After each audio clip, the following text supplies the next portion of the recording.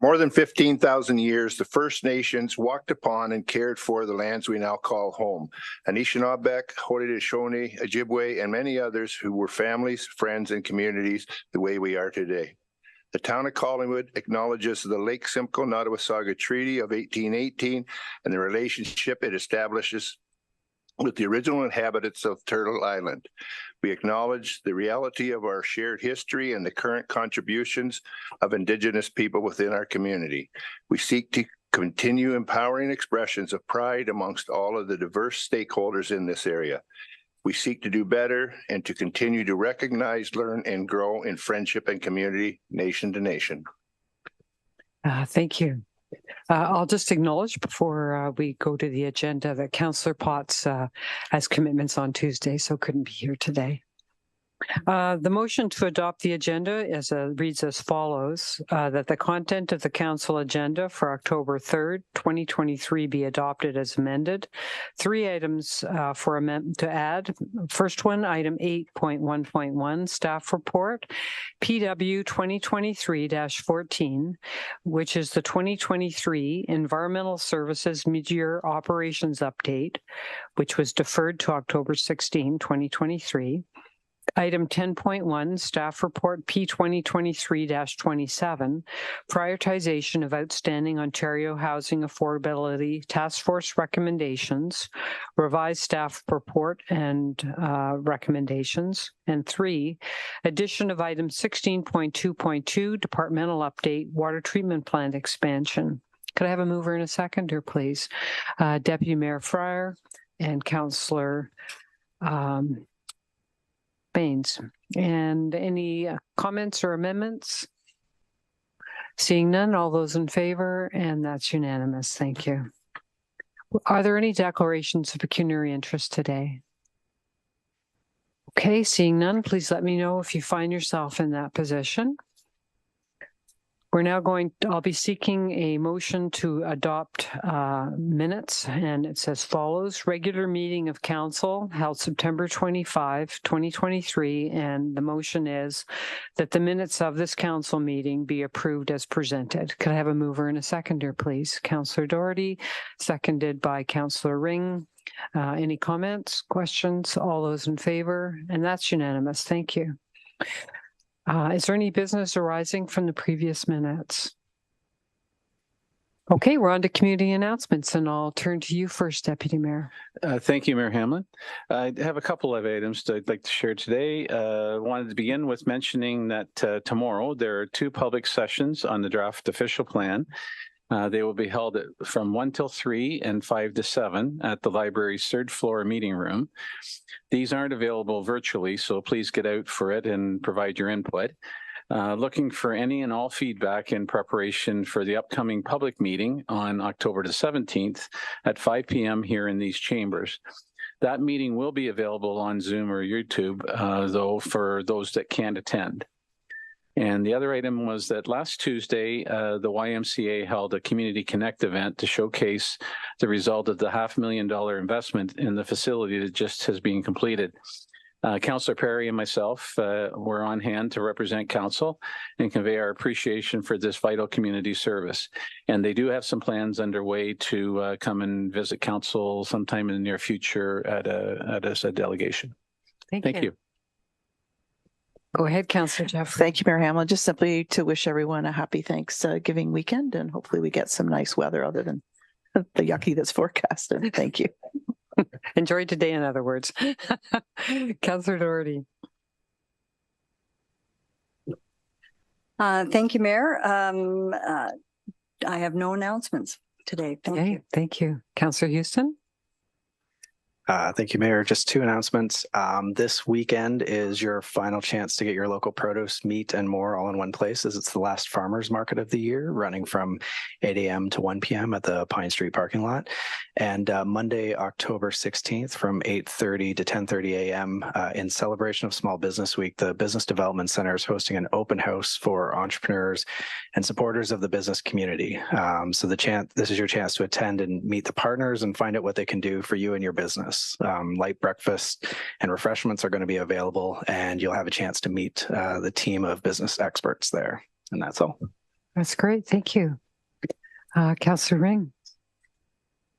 Thank you very much, Your Worship. This past Friday, September 29th, along with yourself and Councillor Baines, I had the honor of attending the Every Child Matters flag raising at the Collingwood Library to recognize National Day of Truth and Reconciliation, after which we walked to the museum where we listened to Collingwood poet laureate Gillian Morris, who recited an original poem titled Taken. Also, we heard from a residential school survivor, Emily Wabi Goslin, who gave a very emotional account of her experience during those times. It was quite an experience, and I was really pleased that I was able to attend. Thank you. Thank you. Councillor Baines. Thank you, Mayor Hamlin. Saturday last, I had the distinct pleasure of representing the Nottawasaga Valley Conservation Authority at the Blue Mountain Watershed Trust's See the Salmon Run event. It was inspiring to see so many little ones coming up and learning all about the bugs in the water and the salmon and the life cycle of them, as well as our turtles, etc. But today I want to give a shout out to the Nature League, who are also there and are looking for more volunteers. So if anybody has some time and they'd like to learn more about nature, I suggest they look up the Nature League and help out if they can. Thank you. Thank you. Councillor Perry. Thank you, Mayor Hamlin. I'd like to take a minute and give a shout out to one of our amazing citizens, Stuart Snellgrove. Last week, he came across one of the town's historical information plaques on the rail trail near the museum, and it had been defaced with some graffiti, and Stuart took it upon himself to get a cleaning kit and spent 20 minutes scrubbing it to make it look brand new. So thank you, Stuart. Your efforts were noticed and appreciated very much. The library. At the library, we have a new local history genealogy librarian who is running her first significant program later this month called How Can a Cemetery Help with Your Genealogy? Come to this workshop to learn how a headstone, inscriptions, and symbolism can help you in your genealogical research. Register for this event, unique event, taking place on Thursday, October 19th at 6:30 p.m. You can register online or contact Suzanne at smclean@collingwoodpubliclibrary.ca. And finally, on October 22nd from 1 to 4:30, Collingwood Food Tours is thrilled to be hosting the first annual cider stroll. Stroll from venue to venue in Collingwood's beautiful downtown, sampling ciders from local cideries and tasting fare from the area's best eateries. During your tour, you will learn about apples and the cider making process and taste inspired fall flavors along the way. Tickets are limited and you must be of a legal age to attend. There are also alcohol-free options at each stop. For more info and tickets, please go to eventbrite.ca/collingwood.ca. That's it for now. Okay, thank you. Well, my community announcements are, where's the money? Okay, because I have two things that have come to my attention quite recently. One is United Way, Simcoe Muskoka has a Youth United program, and right now they're looking for youth ages 15 to 30 who have an idea for a community project, and it is in our town or Muskoka or Blue Mountains, and they are going to be offering applicants one-time micro grants of up to $5,000 each to support small-scale, innovative, youth-led community service projects. So this is going on. There's, in fact, last hour, there was a virtual, information session, but just go to the website, United Way Simcoe Muskoka. The other thing is I was at an event on the weekend and I got sat beside a woman who is in charge of giving out grants for the Trillium Foundation for our area. And she was quite happy if I would offer up in community announcements that the Trillium Foundation is looking for applicants to apply for money, which was, welcome news to my ears. So I just throw this out there to the nonprofits and charities in our community. There's different kinds of grants. So have a look at the website, and those are my announcements. Deputations, we have 3 today. The first one, if Michelle Hendrick could come forward, please.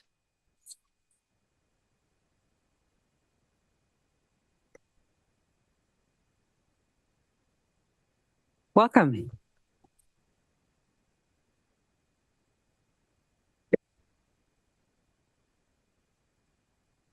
Today. Unfortunately, it couldn't be the superstar we would like it to be, which is on the next slide, Angela Luan. I am going to just, yes. She is a research student that was with us and has been with us for a few summers. She's currently studying at Queen's in the medical program and accelerated into this program from high school. So she went into medical school right out of high school. And we've been very lucky to have her with us in our program in our office over at CGMH for the last 3 years. Now, this year in particular, she is now into her clinical work. So currently she's over in Midland training alongside a family physician. So that's why she couldn't be here today. So thank you for allowing me to present on her behalf. Next slide, please.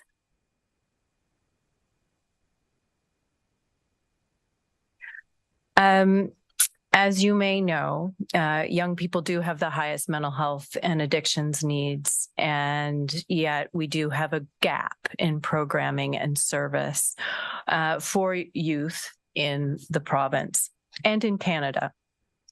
Marginalized groups are more likely to incur mental health and addictions issues. And I know for many of you, you are no stranger to these issues. Primary care providers, however, need mental health tools. So that would be family physicians and nurse practitioners and the family health team that are readily available and able to be implemented into busy practices, as you know we have in the region. Next slide.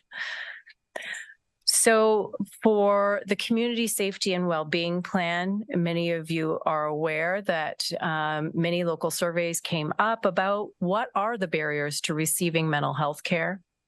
Certainly, knowledge and awareness is key, and residents, community members are unaware of what the existing services are, not only locally, but regionally and nationally. And then how do we navigate those resources? How do we find those unique programs for our patients or for our families?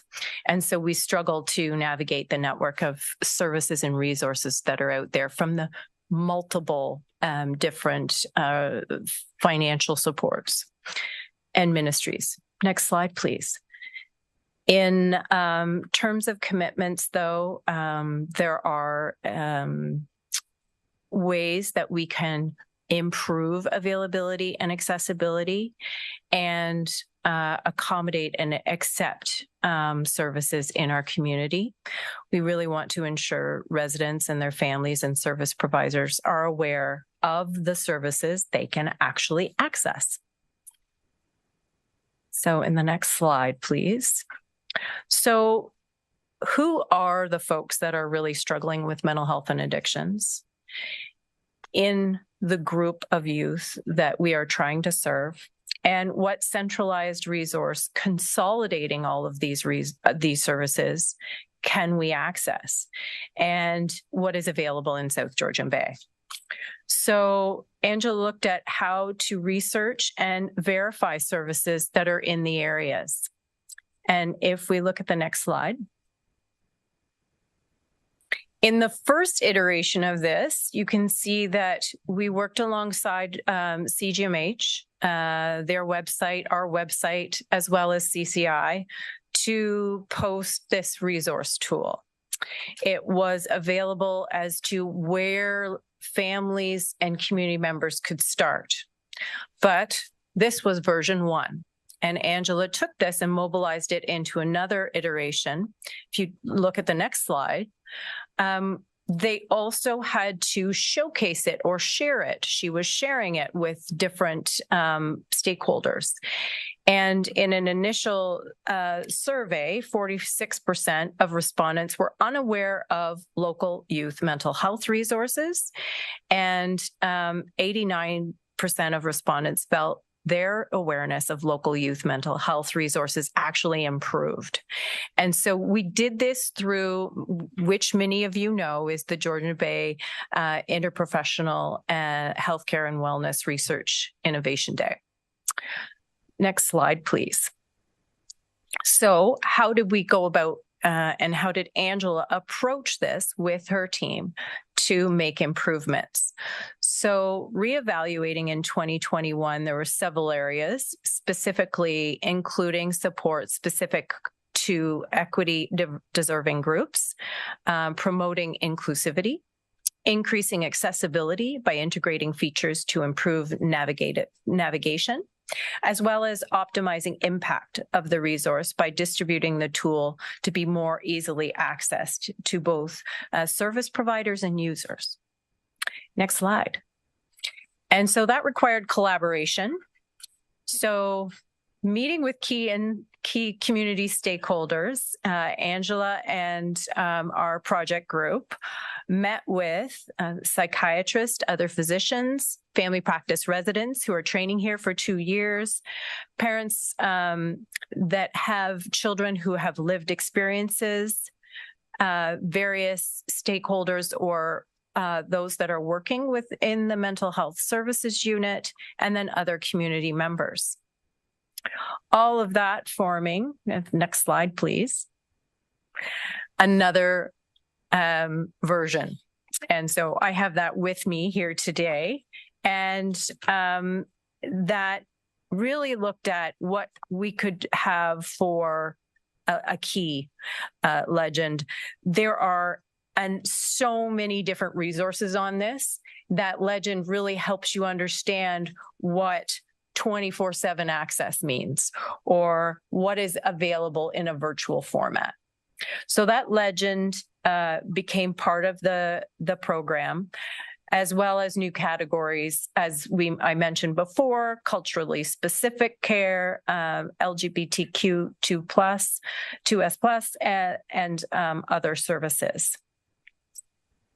Next slide, please. So the whole tool is now available on a website called handouts.ca. That is a very important tool, not only here, but provincially and nationally. Actually, we now know that internationally they're using it as well, for physicians to find resources and handouts for patients that may need it. So accessing resources as a new emergency medicine physician to the community is really essential, because they couldn't possibly know what we now know. We didn't know it when we were already here. So this is very exciting, because this tool is now available for physicians to use, as well as patients. So handouts.ca is available for anyone to access. Next slide, please. In addition, the distribution also needs to go to elementary and high schools, and we've begun that with volunteers, community and youth centers, as well as within the hospital, the CHC, and the family health teams. Next slide. So what can you do? Of course, we always want to upscale the project impact by increasing promotion, sharing it far and wide.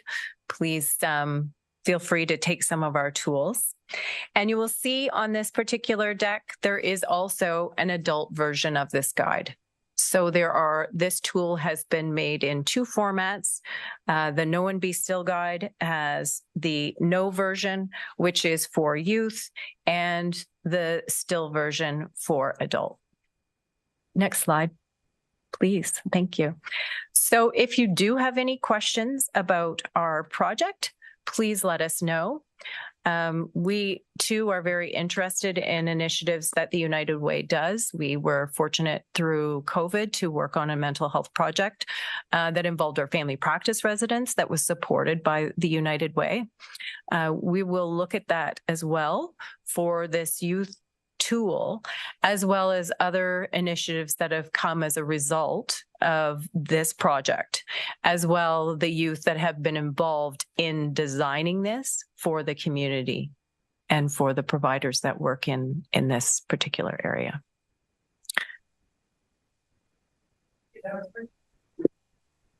Thank you. That was very informative. And thanks for ROMP for doing this. You're welcome. That's awesome. Would anyone have any questions? No? Okay, thank you. Okay. Thank you. And on behalf of Angela, I really do thank you for giving the time for this project. And we will hopefully see Angela as a family physician in the area one day. So thank you. Wow, welcome addition. Okay, we do have a question. Councillor Perry. Oh, sorry, I just thought of it. Are we still classified as a rural community? Really? Is that for me? Yeah. Yeah. Yeah, I don't know who it would be addressed to, but That's a great question. And if I may, I would like to answer that for you. So one of the things that identifies community is how you practice in that community, what resources you have. In this community, we do not have a tertiary hospital. We have a primary care hospital. That means that family physicians work in the hospital. They work as hospitalists. They work as emergency room doctors. They deliver babies. So there's a lot of work that family physicians do. So that's why we have that classification with primary care. But we also have family physicians that do a lot of work and magic out in the community as well. So with that, the concept of generalism becomes the dominant key factor here. And as physicians in the community are generalists, working with their patients, we are able to really be very comparable to and lead the way, I must say, with other communities and in that rural context. okay. Thank you very much. Okay, thank you. Thank you.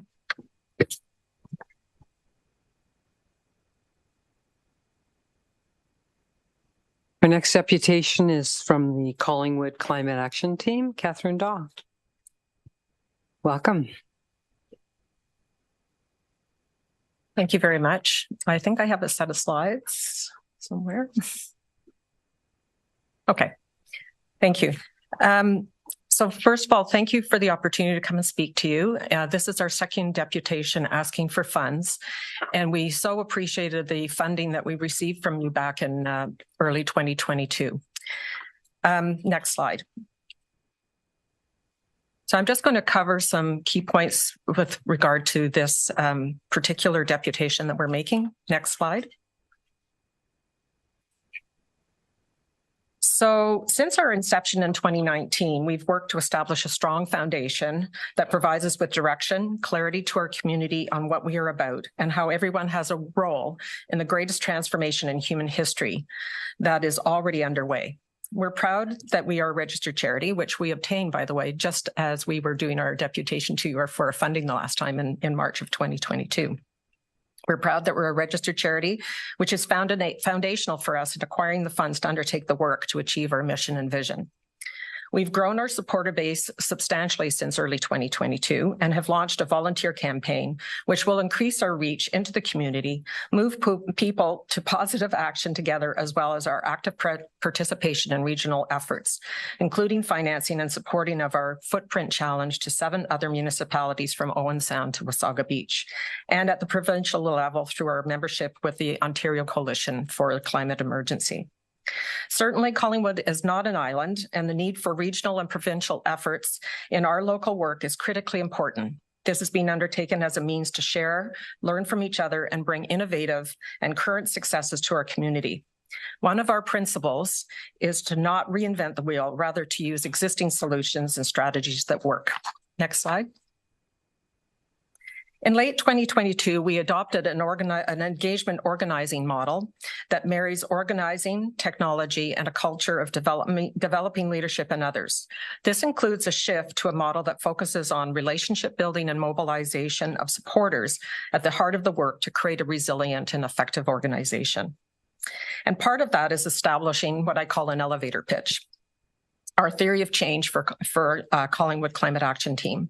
We engage with local citizens and communities to take meaningful and urgent climate action. Then we will transition to low carbon living and build resilience to the transforming impacts of climate change, because collectively we will enable a sustainable South Georgian Bay region for all. That helps people capture our essence in one sentence and helps them become motivated to participate. We've also undertaken other trainings such as governance, fundraising, communications for common good at our own expense to aid in our growth strategy and approaches with stakeholders. Next slide, please. So I just wanted to spend a bit of time showing you what we've been up to and how we've progressed since the last time we were here. We appreciate the opportunity that was offered to us by the town to participate in the Tamarack program, which is helping set the foundation for a fulsome community climate action plan. Our carbon footprint results here in Collingwood have interestingly matched the work done by the town, encouraging us to continue this work across the region for our benefit as well as ours here in Collingwood. We expanded our workshop program and also launched a new climate cafe offering, which provides a safe space to express and share our feelings about climate change without the pressure of taking action. Without understanding our feelings and concerns, it is often very difficult for people to move toward action.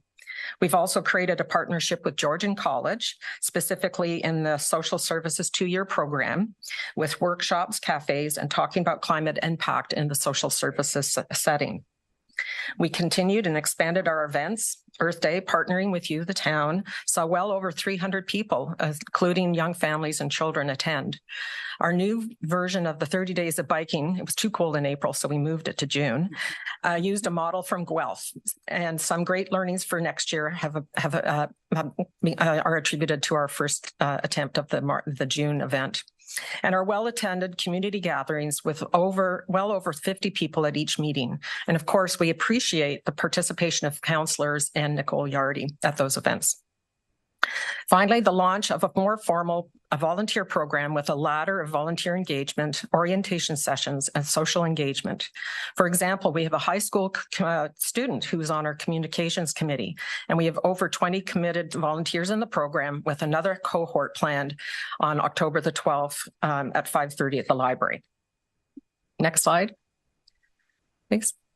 So I'm not going to go into detail with these. They kind of read for themselves. I mean, we've always said to you that a lot of our goals are focused around building community, involving citizens, businesses, the town, and not-for-profit organizations, and coming together, because it is for all of us that we do this work, that we develop a common understanding of climate change and the actions that we can take both individually and collectively, that we educate on solutions that are available, we build awareness to provide support systems within our community and our region, and promote inclusion, resilience, and sustainability in making the necessary changes that we're going to all have to take into heart. Next slide. So what's next? Recognizing that we need more than a 1-year review, we are working on a 3 to 5 year time horizon strategic plan and a detailed annual plan. We have identified a number of opportunities that we will be more fully developing and will share with you in the future. For now, we have 4 pillars of focus for the next 1 to 2 years, and they are listed here. Our newest program being the Greening Homes program that we'll be launching this fall. Advocacy means that we're going to be continuing active and involved support with the town. Bridget Doyle, who is on our board, has been a keystone of her participation on the Tamarack program, and we're hoping that we'll be able to follow and help with the community action plan as it is being built. The carbon footprint, with a good base of data, we are now reframing and refreshing to continue to use this tool and create some supporting tools around it. And in particular, what we're looking at doing there is continuing to encourage people to do it, but also asking people who have already done it to go back and do it now that they've made some changes and see what the impact is on their carbon reduction themselves. Our workshops, cafes, learning and action-taking opportunities like the one that we've done at Georgian College will move into more neighborhoods and other common communities to increase participation using cohorts and outreach to a multi-generational audience. Our greener programs, which I'll go into a little bit more depth, has really three elements to it, being new builds and contractor and HVAC support, and also the community efficiency funding support that we hope that the town will consider taking on. The last part is around communications and our partnerships. And it's really important to us to highlight some of this because we've actually hired a part-time communications and events coordinator. And this has really allowed us to up our game on community awareness, education, and involvement through innovative methods and styles of communication to be more professional, planned, and well executed. Increasing our reputation, people's awareness of who we are, and engagement at multiple levels. We've already started and will continue to network and align with other groups like ours, specifically in our immediate geography, Clearview, Wasaga Beach, Town of Blue Mountains, as well as partnering and networking with environmental groups and others who work tirelessly on other elements of our changing world, such as biodiversity, water, wetlands, trees, and much more. Staying in our own lanes and sharing what we are doing and how we can go together is a critical element of success for us all, and in particular in a region so rich with beauty and diversity that needs to be protected, sustained, and in so many ways while building levels of resilience for what the future will hold. And then finally, increasing business involvement will be essential, and that is going to be part of where some of our focus is in the coming year or so. Some of this work has already been done through our partnership and grant funder, the Institute of Southern Georgian Bay. I will be speaking at their panel on green economy on October the 27th, and is integrated into our strategic planning that we'll be launching in January. Next slide. So the crux of my deputation is here on this slide. And I'm going to go into a little bit more depth. So you will want to know how we would use the funds if you approve our funding request. And we've broken it down into 4 key areas. So as I've mentioned on my slide, we have a budget for 2024 that's in draft stage. It's our most likely. We have a pessimistic and an optimistic. We already have $25,000 of committed funds, which is quite engaging. We are doing we have a fundraising committee, and we will be applying to the Ontario Trillium Foundation for their Community Resilience Fund. So we're already working on that. That's due on October the 27th. So the 4 areas that we've broken it down to is public education, through storytelling, using a series of vignettes of local people deciding the need for change and what it means to them and how they've made change happen.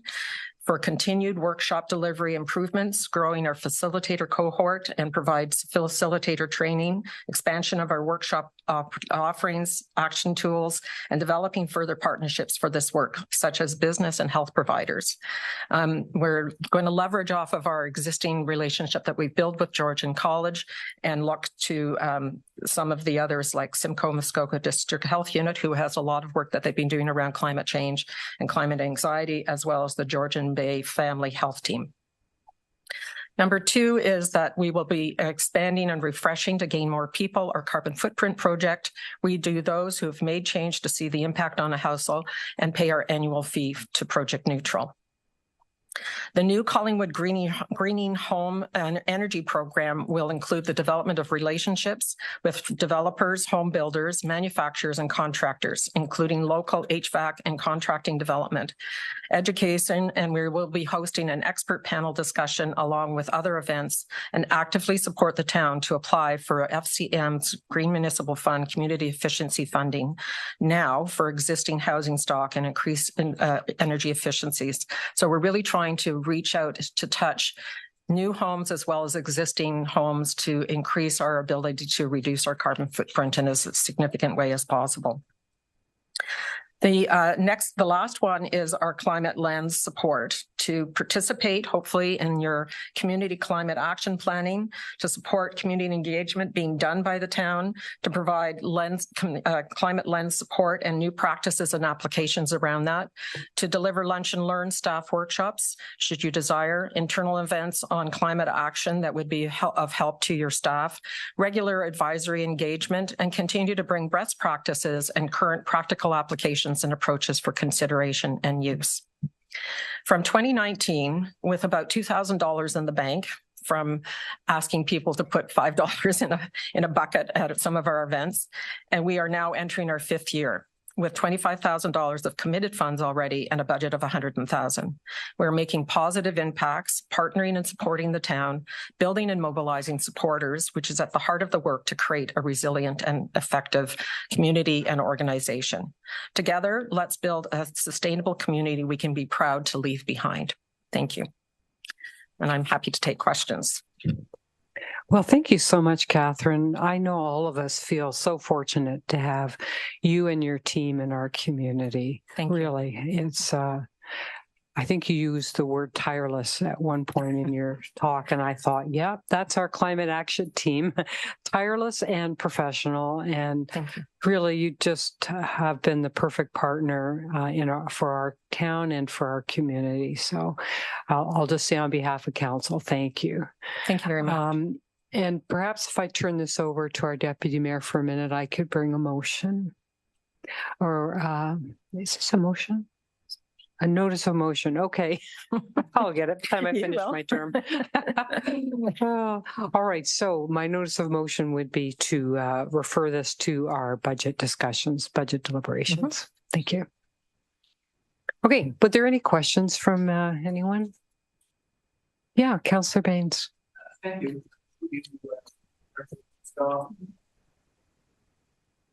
Can you tell me whether Wasaga Beach or on a smaller scale, well, perhaps Meaford or Town of the Blue Mountains have joined with their own climate action committees? Joined us or joined in the footprint challenge? What correct. Formed their own, shall we say. So Clearview has just recently formed they're calling themselves the Clearview Sustainability Network. And the Wasaga Beach group has a climate action team. They've mirrored it on ours. These are all people that were originally part of our support base when we first started. Meaford has a very small group. Town of Blue Mountains has Climate Action Network. And so we interact with all of those groups on a regular basis. I also sit on a network that spans all the way over to Owen Sound and up the Bruce Peninsula as well. So we stay very well connected.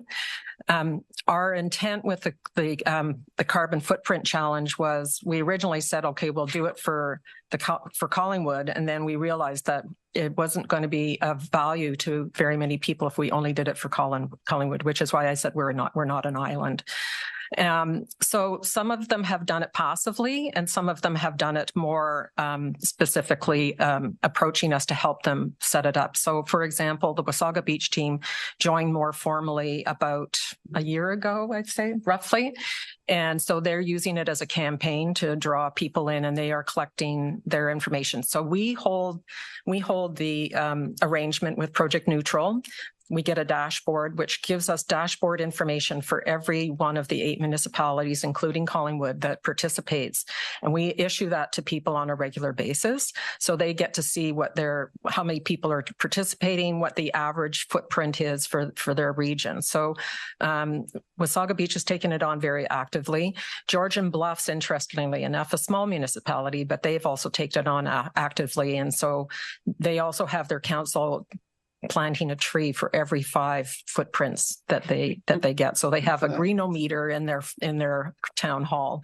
And so they like to have that regularly updated so that they can be doing that. Interestingly, when Clearview started down this path in the spring, we shared with them the names. So we don't collect names per se unless they say that they want to be on our mailing list. So we shared all of the Clearview names with them, even though they are actually on our supporter list with that group for them to get started, because I think that's really important for us to be helping them and supporting them. And then the Clearview and the Wasaga Beach team meet with me regularly. The 3 heads of each of our groups meet regularly to chat.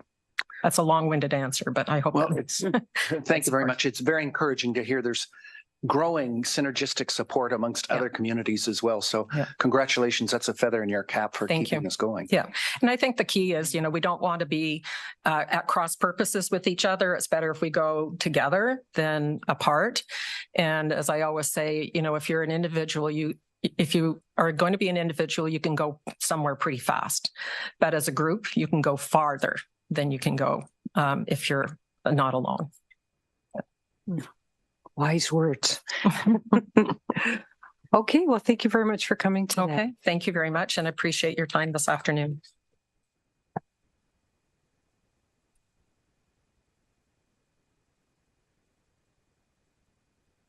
Mr. Spooners, our third deputation.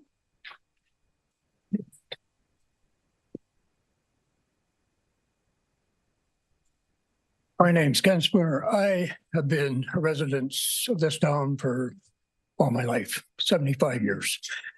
The issue is when the new sewers went in on 8th Street, I have had nothing but problems. Actually, ironically enough, May 3rd or October 3rd, rather, here today is 4th year of this issue. It started on a Saturday, October 3rd, 2020. My drain in the basement, the sewage started pouring up through. Previous to this, I did have, the house was built in 1975. My wife and I purchased it in 1977. And previous to that, we had no issues at all for the first 15 to 20 years that we lived in that house until they put weed trees, I call them, on the boulevards. It's just caused everybody grief. And, you know, the houses by neighbors. So anyways, with the roots coming into the lines, so every 3 to 5 years, I would get a plumber in to clean the lines out. So when this happened, I figured, okay, this is a same problem. Hey, I've got roots. So I phoned Terry Nash. I consider a master plumber. He's been in business for over 40 years. Now, Terry got there. He couldn't make it to Saturday or the Sunday, unfortunately. And at this point, my mother had moved in with us previously, probably about 3 months before. The home she lived in had sold. So we had to COVID shut everything down. So my mother come to live with my wife and I. So anyways, when Terry said, I can't get to anybody there today, being Saturday, so I have to find somewhere to put my mother. So I billed her out. The next problem is that you got no washrooms. COVID shut everything down. The only public washrooms are the grocery stores. So unfortunately, you got to go to the washroom. You stand in line to get in to go. So anyways, Monday, Terry shows up. He snakes my sewer for 6-7 hours, him and his partner. And they said, we run the line right to the middle of the sewer. He said, we hit no blockage, there's nothing there. So I said, okay, fine. So this is about 3:30. We phone the town. Town sends up the supervisor. Supervisor comes in, lifts the manhole cover. Manhole cover's full of water. At this point, I have no ideas about sewers whatsoever. I have nothing. I just feel it's normal. So he puts the lid down and he goes over and Terry said, explain to him what's, we haven't hit nothing, so it's got to be in the line.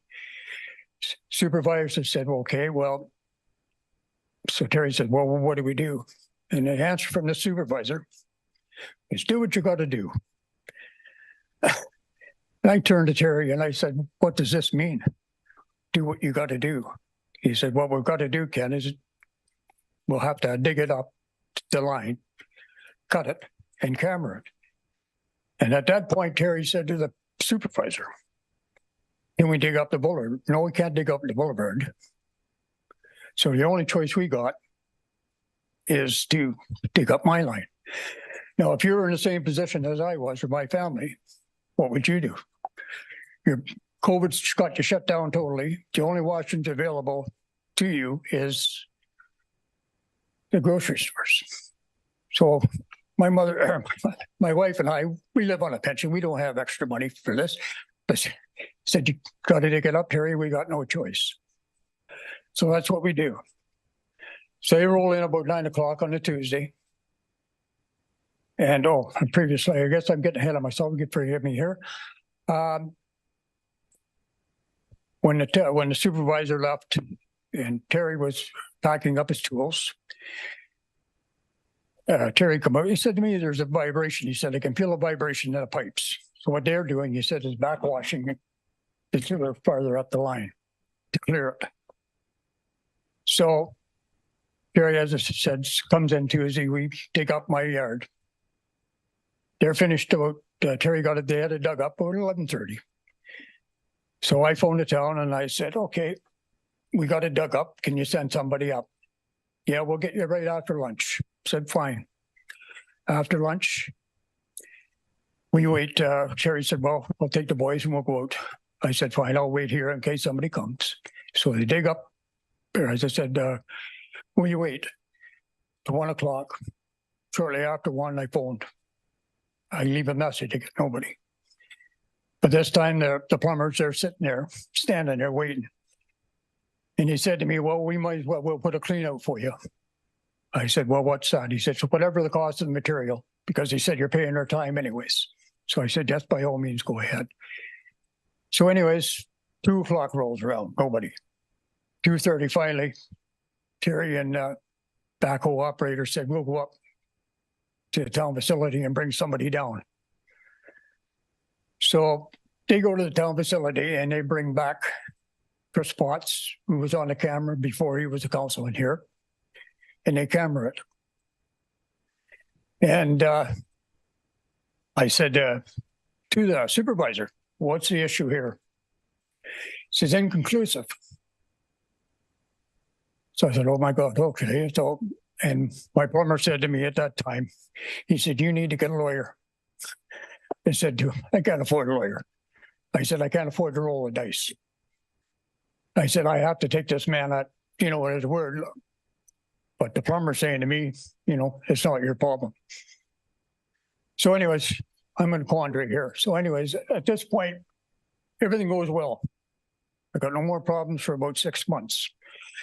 It was the 3rd week in April on a Monday when the town was closed Mondays, Wednesdays, and Fridays. So fortunately enough, it started to back up about 11 o'clock. So I go down to the town and they get a hold of somebody here. They send a crew up, which come up, God bless them, immediately. I can't say enough for the hourly public works department. These guys are great. They've been straightforward. I asked them questions. If they knew it, they answered. So for that, I give them thanks for that. So anyways, they backwash it. Everything's good. So we go, so he said Tim Abbott was there, which was, I believe, the lead hander. However, he's classed as, said to me, Ken, we'll come back every week to backwash this until we figure out what's going on. Okay, fine. So the 2nd week, they missed. The 3rd week on the Saturday. So whatever it is, 3 weeks out. Saturday morning, backs up again. So I phone the town again, they come up, backwash it again. And I believe that Saturday they started to camera it, and Tim Abbott showed up a little bit later, and he said he couldn't really tell. He said, so we'll come back on the Monday. So Tim come back on the Monday, and he said it's flat. He said the line is flat. He said you're at the end of the run. He said so you need an incline, so the water, when it comes out of your sewer, washes back down to give some form of backwash to help.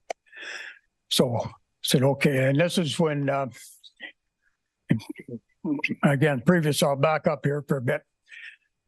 When the initial thing, when the supervisor lifted the lid and he looked in the water, and the 2nd day, on the Tuesday, we lifted the lid again, and they said it was totally dry.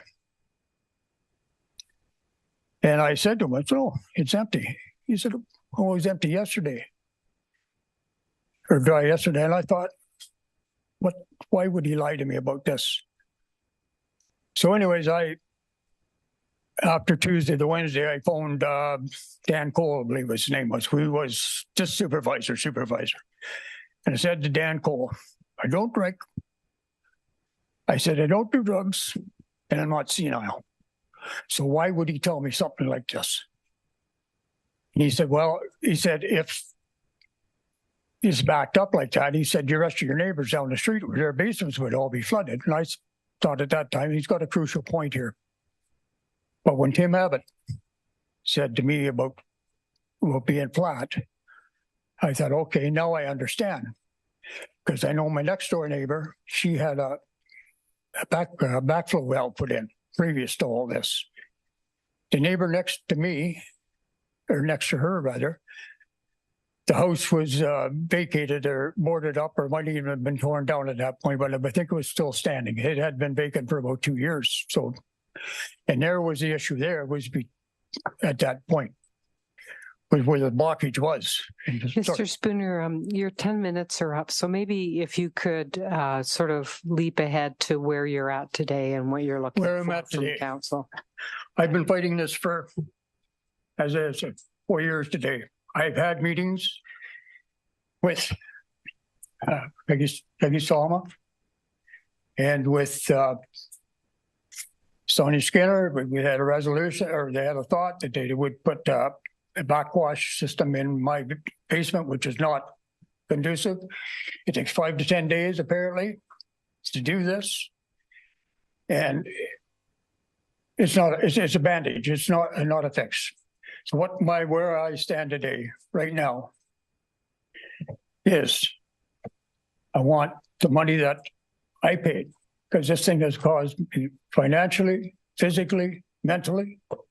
It's been a nightmare, to put it bluntly. So I feel I've been to contractor, D&J Contracting.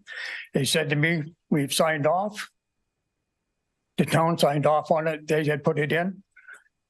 So everybody, I guess, on my street, I'm assuming, and this is it because I can't get answers to what has transpired. Like I get stonewalled.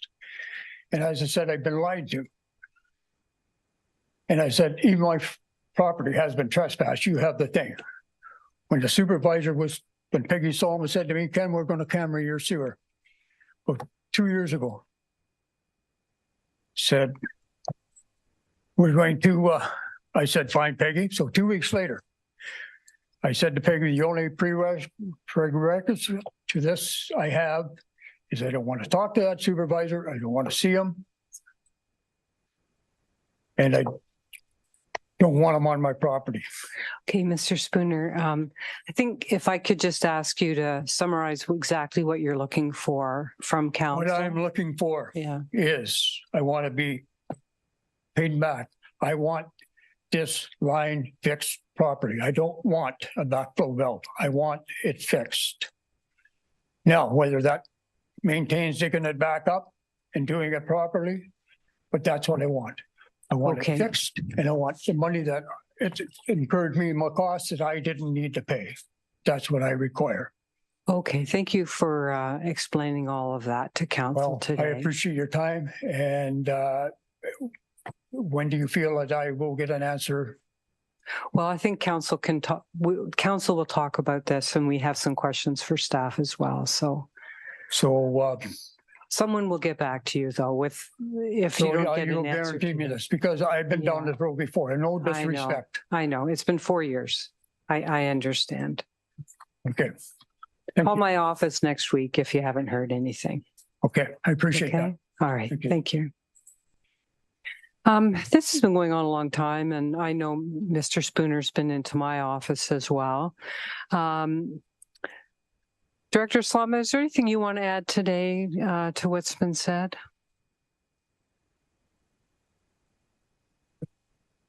Thank you, Madam Chair. At this time, I'm not sure that I have too much to add. I guess one thing I could mention is that, there was a claim that did go through the municipality. The Spooners made a claim through insurance, and our insurance reviewed that claim. So that part of the process has also been followed. Unless there's particular questions from council at this time. Okay, thank you. Yes, go ahead, CAO. Thank you, Mayor Hamlin.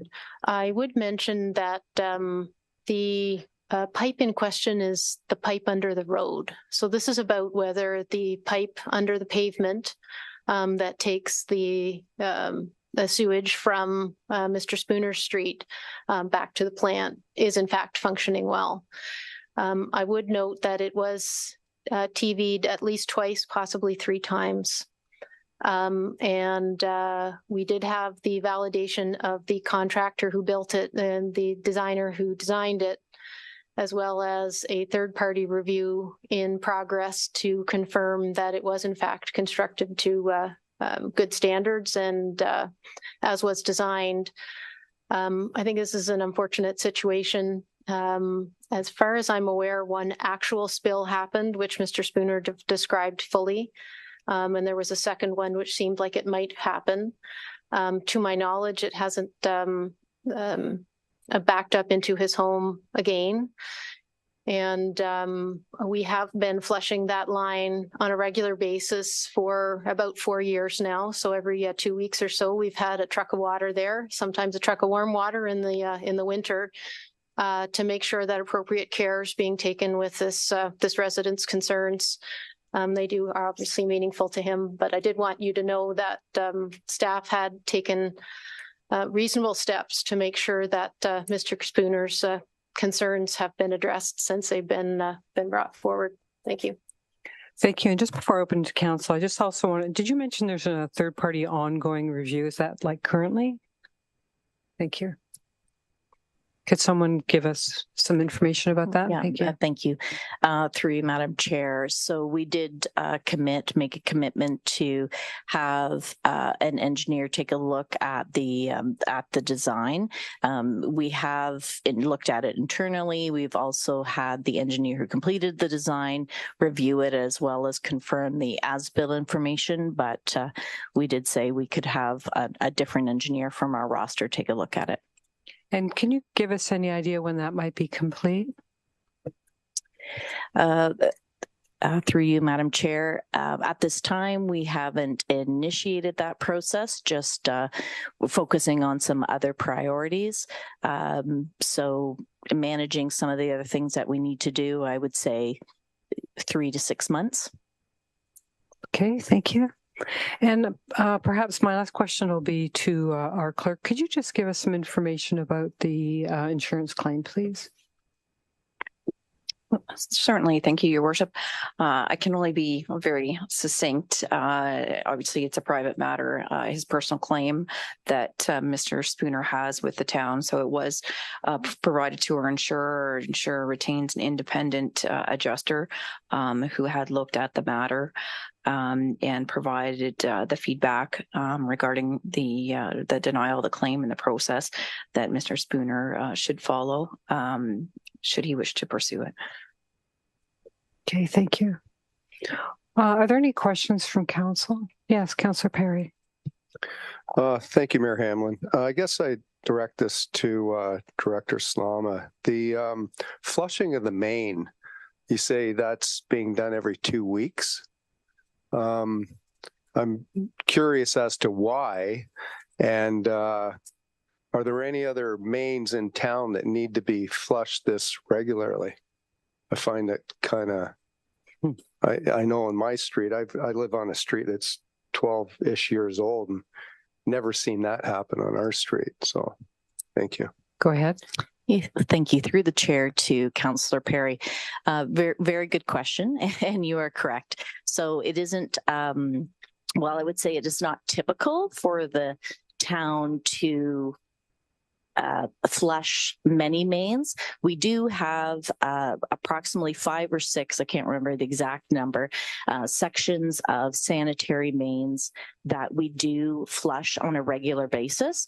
They're generally shorter mains or mains where we know the slope isn't ideal. So we just on that regular kind of bi-weekly rotation, Public Works goes to these 5 or 6 locations and flushes a little water down. with respect to the sanitary sewer on 8th Street by 8th Street.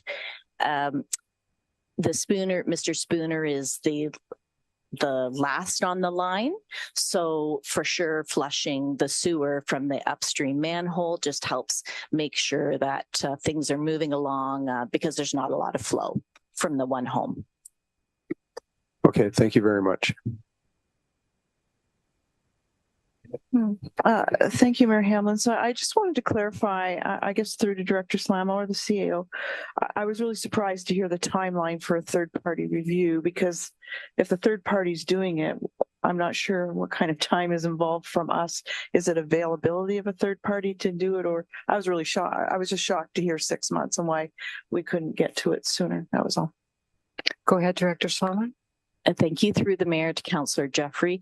Yeah, not so much how long it will take the third-party engineers to do their review, but more so just fitting it in our schedule with our priorities and managing that task. Do you have any follow-up?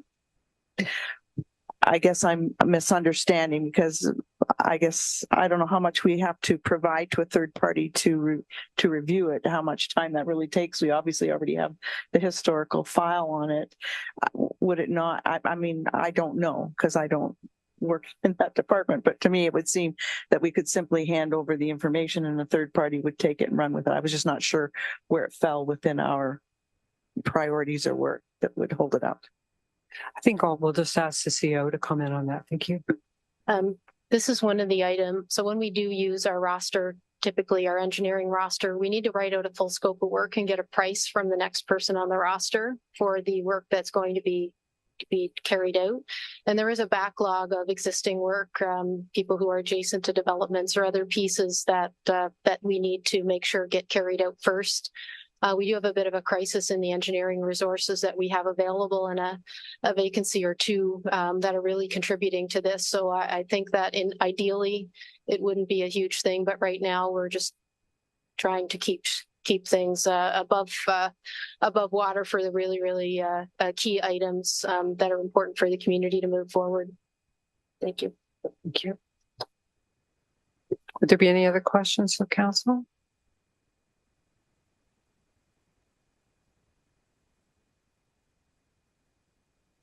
Yes, Councillor Doherty.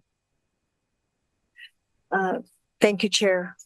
Just with regard to this situation, having had a sewer backup of my own, which was the problem was in our lateral, not in the town's lateral, so I'll make that clear. But it is stressing event that one can experience in their home, not to mention the expense involved in cleanup. So I appreciate so much how resource tapped we are in the engineering department, but whatever we can do to advance this so we can give this gentleman some answers as to why this is happening and some idea of his next steps, that would be great.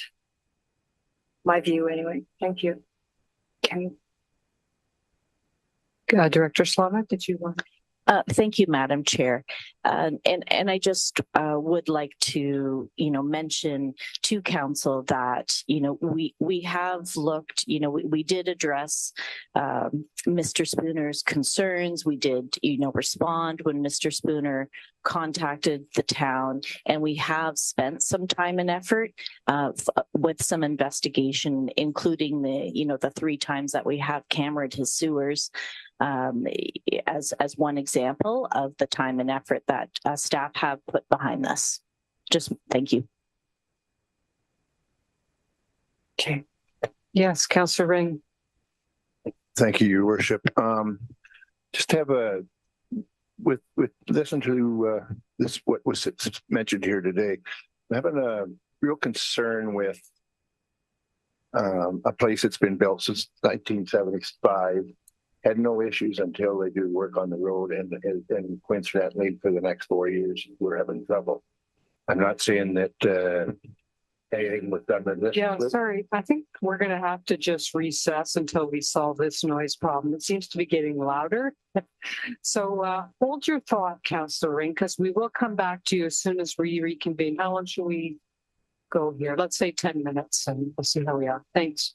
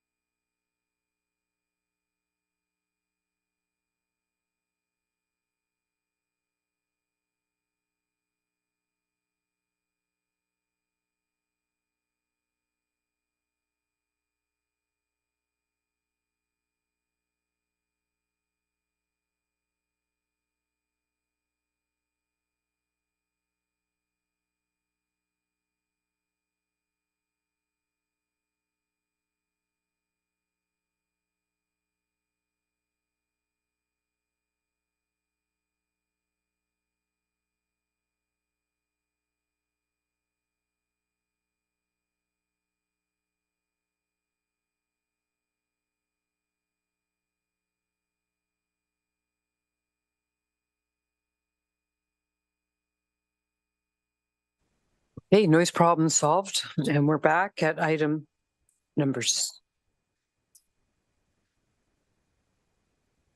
Okay. All right. Back at item 7.1, and this will be an update from CAO Skinner on the Poplar Health and Wellness Village. Oh, yes, I did. Thank you.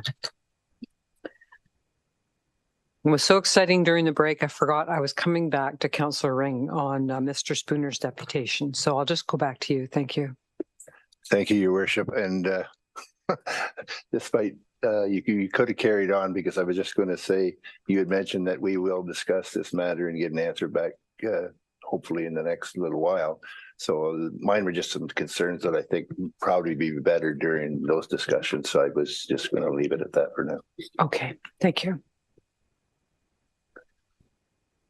Yes, Deputy Mayor. I too had wanted to ask something, but if we're going to be discussing it later, I can do that as well, because I was going to try to get a little bit better understanding of Mr. Spooner's talked about a solution that was suggested for inside his house that he felt wasn't something he wanted to do.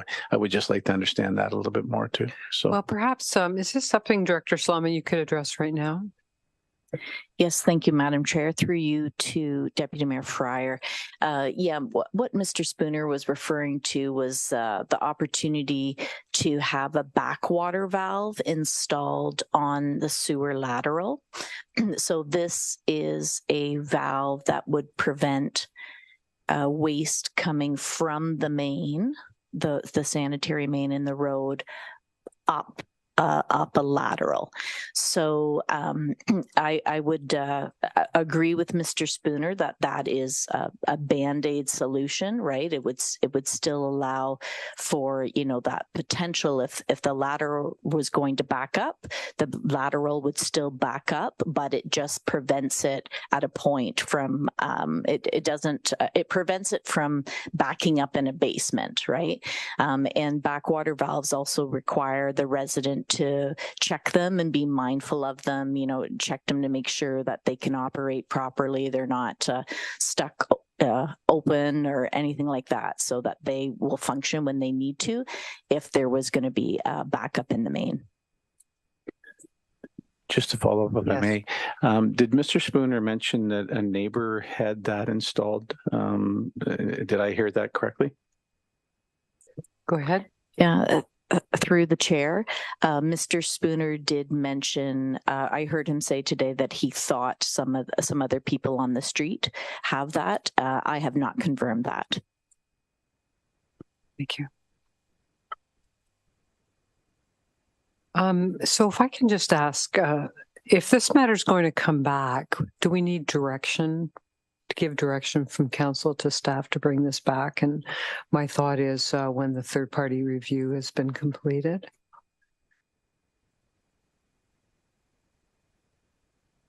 Is that, do we need a motion for that? Or will staff just bring that back?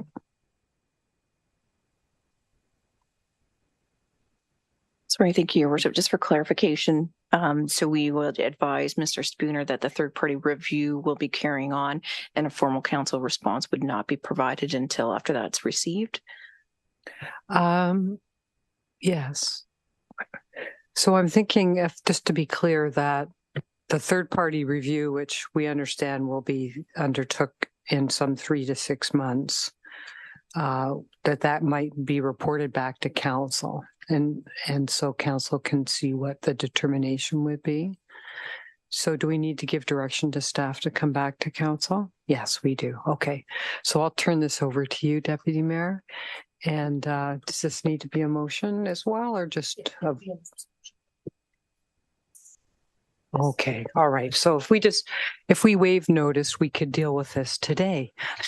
So I'll firstly bring Deputy Mayor, if I may, motion to waive notice for my. Yes. So I'll assume the chair, and I'll look to Mayor Hamlin to put a notice of motion on the table. Yes. The notice a waive of notice of motion. Yes. Okay. Yes. So moved. And seconded by Councillor Jeffrey. Is there any discussion about waiving? Don't see any. I'll call vote then. All in favor? And that is unanimous. And so I will turn again to Mayor Hamlin and ask if she would like to put a motion on the table. Yes, thank you. That staff report back to council with the results and possible next steps. Following receipt of the third-party review of Mr. Spooner's septic lines. And I'll look for a seconder. Councillor Doherty, I believe you probably don't need to speak to it. So I'll look to see if there's anybody who would like to speak to it. CEO Skinner, go ahead.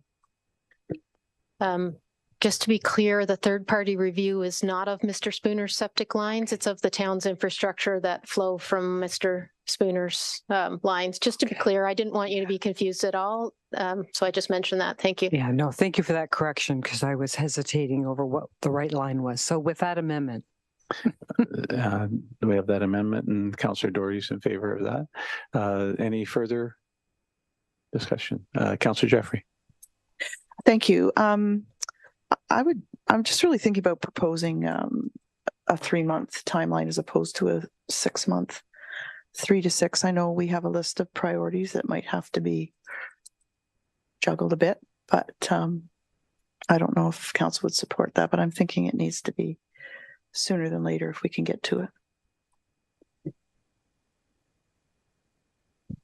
Would you consider that as a friendly amendment? Yes, I would, because it's been a long time, and I bet Mr. Spooner came in and saw me 4 or 5 months ago. So I think this is good. And I'll turn to the seconder and the amiable. Is that okay, clerk? You're following us, okay?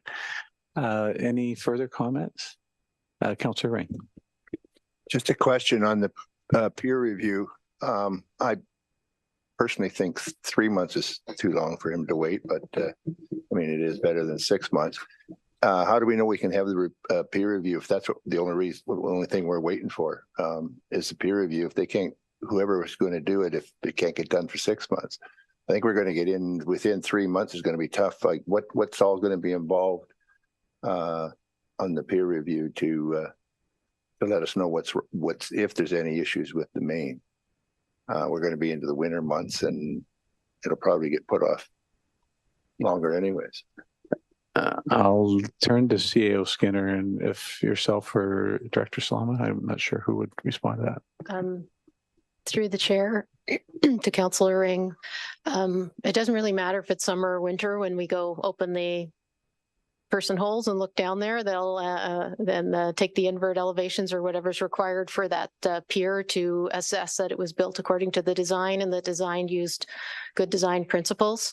The issues really around 3 months versus 6 months versus shorter or longer are about what other work we would prioritize it in front of. If council gives the direction that it needs to be done in 3 months, we will prioritize it against other things, but they will, potentially have a larger impact or not. We just don't know what will happen. So we'll be looking at, how we schedule it and using your judgment over the overall sort of best judgment of the folks doing the programming if you need it sooner. Thank you. Follow up? No, that's fine. So best efforts are going to be made, and any further discussion?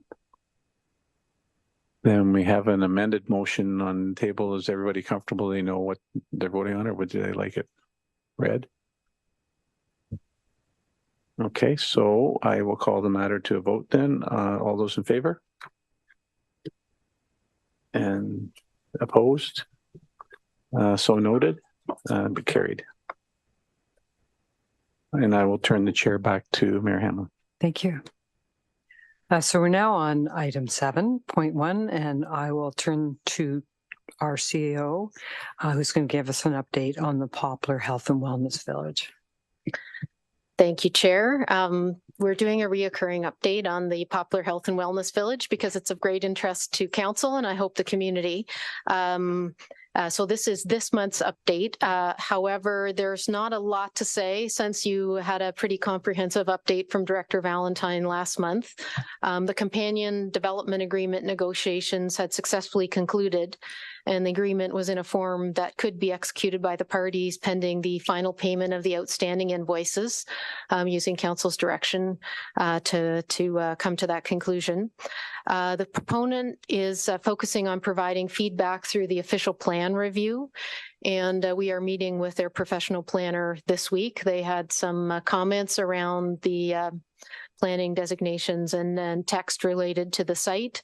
It is our intention for council's direction and staff's advice that the official plan be fully in line with the vision that was proposed for this site and has appropriate flexibility to change over time in accordance with the development agreement should evolutions be required to be in line with the vision. However, we are waiting for that meeting to occur and hope that after it has occurred that we'll be able to bring something forward for decision. Thank you. Thank you. Would there be any questions? Yes, Councillor Jeffrey. Thank you, Mayor Hamlin. So, and just to confirm, I believe that we were advised that the proponents have paid the bulk of those outstanding. There's very minimal amount that's left outstanding in terms of their financial responsibilities to us. Yes, who could answer that? Treasurer? No. Thank you. And through you, Yes, go Madam ahead. Chair, Councillor Jeffrey is correct that the bulk of the payment have been made. It's just 2 final invoices that are being reviewed by their team. Thank you. Any follow-up? No. Okay. Yes, Councillor Baines. Thank you, Mayor Hamlin. To CAO Skinner, any a timeline on when that meeting might occur, or Go ahead.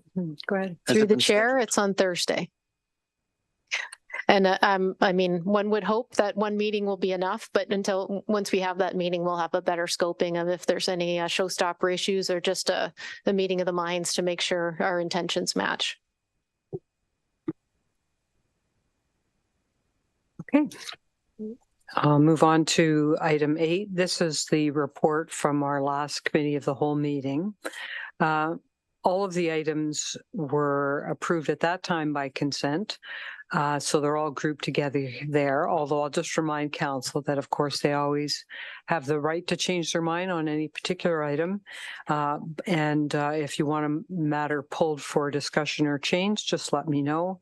I'll read out the resolution before us. That council received the committee of the whole report from its meeting held September 25, 2023, and hereby approve the recommendations contained within the report as presented.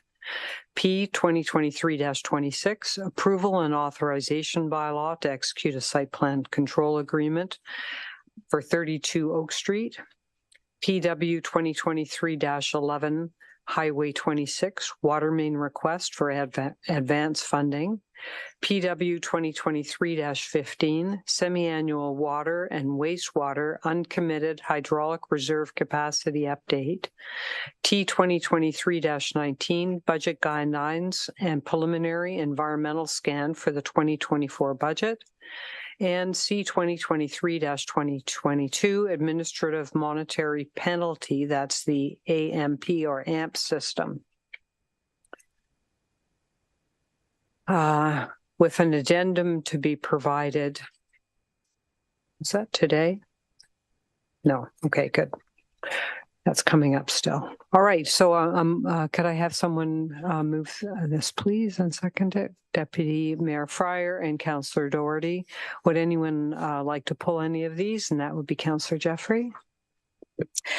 Thank you, Mayor Hamlin. I advised the clerk last Tuesday that I would like to pull C 2023-22, the administrative monetary penalty system. And I did speak ahead with the CAO as well. It is my intention to ask to add a directive to the motion. And it would be worded as follows: that council directs staff to report back to council at 6 months from the implementation of the AMP bylaw with a report outlining the actual cost savings or net financial result of program to that point, staff time savings, and areas that reallocation of saved staff time has been successful in bolstering. Okay, would there be a seconder? You have a seconder and the deputy mayor. Would there be any questions or comments at this time? Okay, so seeing none, I guess we'll vote on that separately and we'll deal with the others first. Okay, so for the first one, that would be 4 items that I read out. All those in favor? That's carried unanimously. Thank you. And for the last, this is with respect to the motion that, or change, I should mention, that Councillor Jeffrey has just outlined. All those in favor? And that's unanimous. Thank you. We have one bylaw here before us, the motion is as follows: that bylaw number 2023-077, being a bylaw to authorize the execution of a site plan control agreement for the development referred to as 32 Oak Street, be enacted and passed this 3rd day of October 2023. Also looking for a mover and a seconder. Councillor Perry, Councillor Baines, any comments, discussion? All those in favor? Unanimous. Thank you. I have, the next resolution is that the minutes of the following boards be hereby received and recommendations therein be approved. We have one, it's the Collingwood Public Library Board minutes from their meeting of July 18, 2023. Can I have a mover and a seconder, please? Councillor Perry, Councillor Houston, any comments? All those in favor? And that's unanimous. Thank you. So we have a staff report here, and before I read this in, I'll ask Director Valentine to speak to it. Thank you. Thank you, Madam Chair. On September the 15th, letters were sent out from the Minister of Municipal Affairs and Housing to all heads of council in Ontario, and those requested that the recommendations of the province's Affordable Housing Task Force final report, which was initially delivered in 2022, be prioritized and ranked for future consideration by the ministry. Municipalities were provided 20 business days to respond with feedback, which was requested no later than October 16th. In the case of large and fast-growing municipalities, they were asked to rank all 74 task force recommendations, and their response was tied to eligibility for the Building Homes Faster Fund. For smaller, rural, and remote municipalities, which is currently the category that applies to the town of Collingwood, our councils were only requested to identify their top 5 priority recommendations, and there was no link to our eligibility for funding pockets. So given the short turnaround time for the response, this report is being presented directly to council for consideration rather than going through our normal committee of the whole process. I do want to note that prioritizing 5 actions out of 74 recommendations, it's not an exact science, and other than infrastructure related matters, it's very challenging to tie any specific recommendation or action to a resultant number of units on the ground. So in that context, it was staff's approach to eliminate the 23 recommendations that had already been actioned by the province from the potential priority list that we are bringing forward. We further excluded recommendations that are being addressed or considered by the town. So from the remaining actions, we selected those that best aligned with the strategic directions option report, which was recently released by the town's affordable housing master plan consultants, as well as taking into account the town of Collingwood's unique circumstances related to an infrastructure deficit. I would also add that we are essentially stuck with the wording recommendations provided by the province. So although some on council may not agree with exactly how those actions are framed, and we certainly recognize the challenge in distilling large-scale complex policy decisions down to yes or no questions. But unfortunately, this is the position that the ministry has given us, and staff have endeavored to respond to their specific request. This is why, in particular, you will see a staff commentary around each of the recommendations within the report in terms of how the municipality would interpret that action and what we'd expect in result from the minister. So using that overall approach, we do have 5 actions being recommended for the province to address housing supply and affordability. And the first is to fund the necessary infrastructure to support growth. The second is to fund directly the delivery of housing supply with criteria that are in the direct control of municipalities, such as land use planning approvals or updating policies and regulations. Third is to pursue tax reform to rebate the provincial component of the HST for purpose-built rentals. For this one, the province did make a generalized announcement last Thursday that they are working on this action, but it was unclear to staff if a definitive commitment had been made or if further consultation is going to be undertaken. We did seek more detail, but as of yet have not been successful. However, there does seem to be some positive movement on the provincial side with respect to this recommendation. Our fourth priority is to expand eligibility of municipalities to employ inclusionary zoning and refine that program overall. And finally, to provide clear and consistent definitions of affordable and attainable housing based on income. And here again, we would note that on Thursday of last week, the province released the Affordable Housing and Good Jobs Act, which did actually propose an income-based definition for affordable housing, which aligns with the town's target focus of the 4th to 6th decile household incomes. Also, a positive move is that these thresholds would be individually calculated for each municipality rather than on a regional market area, which is the approach under today's provincial policy statement. So for this particular act, again, the province has only provided municipalities with 30 days to respond, and therefore staff would recommend using this report to also provide support for the income-based definitions, as well as the HST rebate for purpose-built rentals. And if council concurs, staff will prepare the necessary submissions. In addition, we have our fingers and toes crossed that this signals that there will be a possible reinstatement of the definition of affordable housing in the proposed provincial planning statement, which had been previously eliminated. So while these are staff's recommended priority actions, ultimately the response was requested to reflect the position of heads of council. Councillor Doherty also kindly provided staff with the AMO response earlier today, and council may wish to attach or otherwise support the AMO position through an amendment to the motion in the staff report.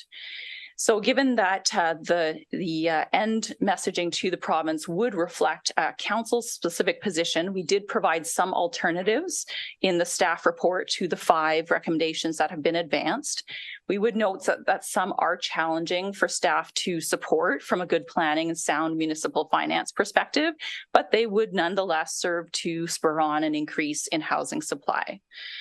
We also took the opportunity to highlight actions that were not included in the Ontario Housing Affordability Task Force final report and requested that the province consider implementing those measures, many of which we previously provided through our commentary on the slate of recent legislative and policy changes.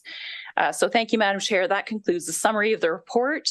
We'd be pleased to respond to any questions or provide additional detail that might assist Council's deliberation. Also, many thanks to Coordinator Ray, who's here with us today, for the quick turnaround on this staff report to meet these very tight deadlines set by the province, and also to acknowledge that the narrative continues to evolve. The province took action on 2 of the recommendations during the consultation period without waiting for municipal feedback. And as well, we now have AMO weighing in with their perspective. Thank you. Yes, thank you so much for that.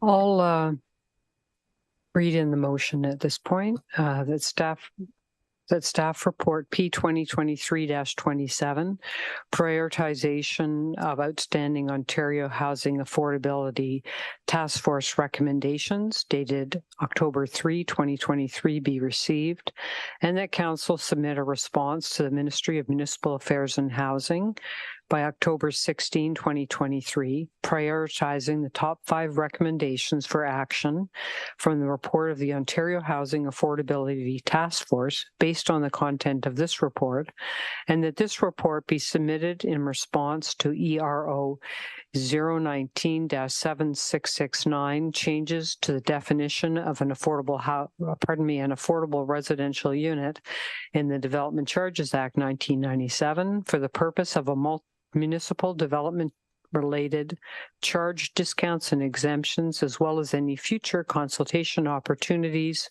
related to reducing, waiving, or rebating the provincial component of HST for purpose-built residential rental properties to support those provincial actions. Can I have a mover and a seconder, please? Deputy Mayor and Councillor Baines, questions and comments? Councillor Baines. Thank you, Mayor Hamlin. To start this off, based on the recommendations of staff, and leaving aside the first one, which is MMAH number 12, because of the discussions that Councillor Doherty brought up in regard to AMO, I certainly agree with number 2, MMH number 56, number 3, MMAH number 44, and then MMAH number 67. I don't agree with MMAH recommendation number 65, as I feel it's too amorphous, too untargeted, at least for our municipality, and would rather substitute, as per their suggestion, MMAH number 66, create an affordable housing trust for MMAH number 65. So just to set that on so that we can proceed with this. That's my position at this point, but I'd love to hear the discussion about where number 12 sorts itself out in this regard. Thank you. Okay, thank you for offering that. Councillor Doherty. Thank you, Your Worship.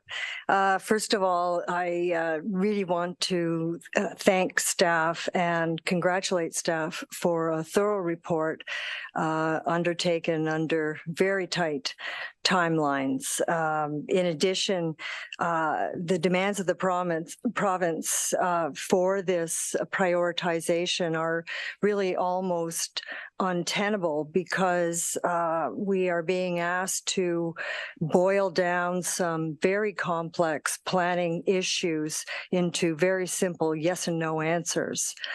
It's a challenge, but we certainly are being given an opportunity, and therefore we should feedback for sure. AMO is of the view that we should, as much as possible, have a sector-wide response so that the minister gets a very clear, succinct, and unified indication of the municipalities' positions on these various 74 recommendations. The first recommendation that has been put forward by our staff, which AMO actually is unconditionally opposed to, is number 12, which states that municipalities should be encouraged to, I'm paraphrasing now, to build infrastructure potentially even beyond their built boundaries so that the construction of homes at a later date can be facilitated. The reason why AMO is opposed to this particular recommendation is because it is in effect encouraging sprawl when we do have, and even the Ontario Task Force admitted that we do have lands ready now that can satisfy our demand and our objective for 1.5 million homes. The second issue is there is no mention in that recommendation as to how or by whom that infrastructure expansion would be funded. And I think that that's a rabbit hole that I think we should not go down at all. I appreciate that staff have done a really good job of saying, yeah, we could consider this, but only if we are appropriately funded by the province. But I do have some concern with the way that 444 municipalities are being asked to all respond 5 priorities between now and the 16th of October, that our explanation, several paragraphs down, is going to be completely lost. The second concern that I have, and it's not specifically with regard to the recommendation that an affordable housing trust be created. It's just that, and this is recommendation number 56. It's just that it is being recommended on a reward or punitive nature, implying that the lack of adequate numbers, volume of housing and housing starts in our province is the result of municipal failure to process housing applications, or our fees are too high. So I think that rather than again, heading down that rabbit hole, it would be my preference that we should simply ask for unconditionally tools to support affordable housing, or alternatively to look at other recommendations to add to our 5 priorities, as Councillor Bain has just recommended, with adopting recommendation number 66 instead of 65, which specifically states to create an affordable housing trust from a portion of land transfer tax revenue. And also under that explanation prepared by staff, we could also add in that other revenue tools for municipalities should be considered, and also that I'm just quoting here, tools to facilitate county participation in local incentive programs, because the county did actually come up with some very good recommendations in response to Bill 23. Then in conversation with Councillor Jeffrey, and again with response to our second priority, recommendation number 65, she had another thought based on the gas tax or community infrastructure building fund, and that is that it not be based on an award for having achieved housing targets, but that it be an automatic allocation to all municipalities by on a per capita basis or by need, but not by award. Otherwise, it's in effect, it's putting municipalities in a catch-22 position. They haven't been able to achieve their growth targets because they haven't built the infrastructure, but they haven't built the infrastructure because they haven't had the funding, which now they would not be eligible for. So that's another way of elaborating on that recommendation number 65. Sorry, I'm way too long-winded here. Other recommendations that we could consider instead would be, and this is one of AMO's recommendations, is any among the number 53 to 55 that support skilled trade shortages, because we know from our builders and developers in our communities that the lack of skilled trade is also an impediment to the creation of housing in the near term.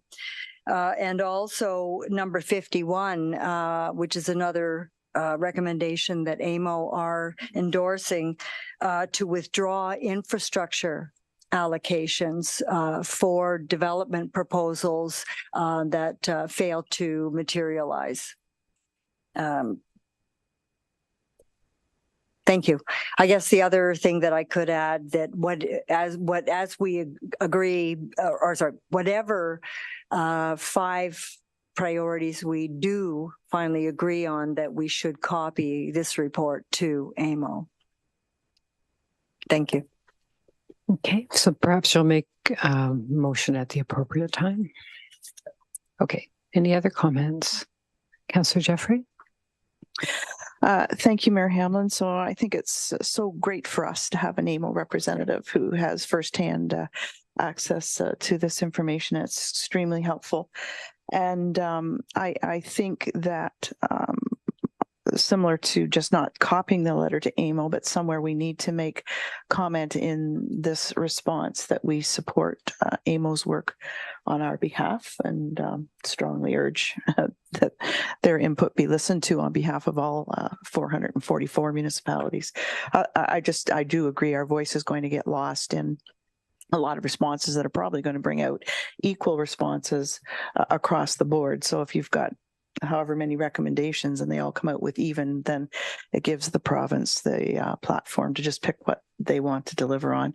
And I do agree always with the allocation over application or reward, as it's been referred to. And in terms of the funding, that's problematic because municipalities like us may not meet those reward thresholds, but we have a lot on the go that we can add funding to or reserve to get to our targets and get the help along the way. And I think that those funds can sometimes get taken up by big cities or larger cities and larger communities. So for small rural communities, we need to be considered as part of that cash flow.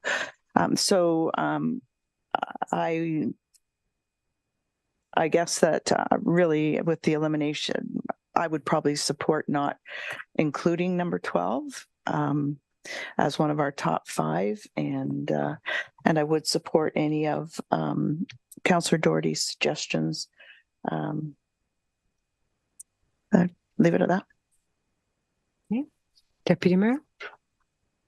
Thank you, Mayor Hamlin, and I too really appreciate the staff's report on this and further detail. Excellent information on a very quickly turned around basis.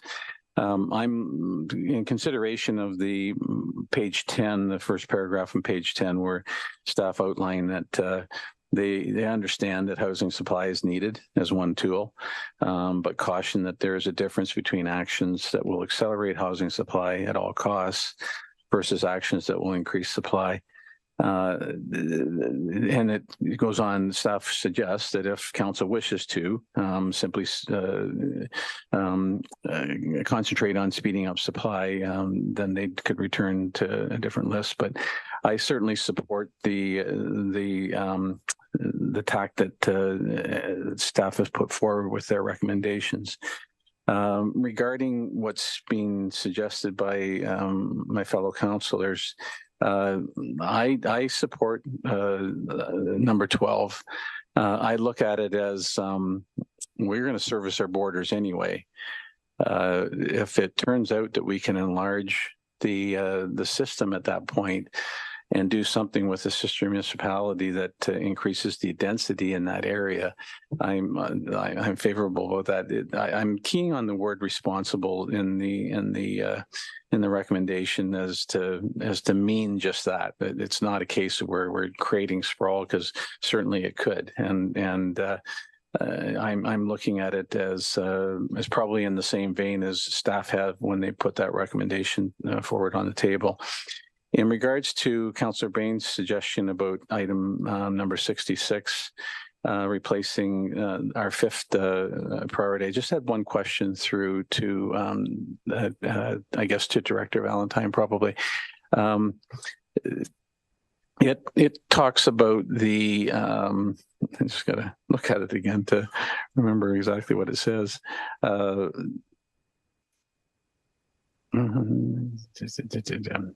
lost my train of thought there. Looking for the definition of affordable housing. And since that, a few days later, the province decided to give us a definition of that. Would staff still believe that that one would necessarily be a top priority or not? I guess would be the question I would ask the Director Valentine. Yes, go ahead. Thank you. And through you, Madam Chair. Well, staff were sort of hoping that this report could act as a dual function to respond positively to the definitional change of affordable housing, which would require council to support it in some way. So if you do decide to eliminate it from the recommendations, and I understand that logic because it's already been acted upon, then we would just request that the motion be clarified, that staff could respond to the ERO posting regarding the definition under the Development Charges Act in support of it with a letter or some other document rather than using this staff report. Oh, I forgot to turn off my mic. Sorry about that. I'd certainly be prepared to put that forward. And Councillor Bain's suggestion had been that MMAH number 66 would be put in, and I support that as well. It'd be interesting and helpful if the province would move on making some sort of an overall trust available. It's certainly something that we've been talking about at the municipal level as one of the possibilities when we've been meeting as a task force and through our development of the action plan.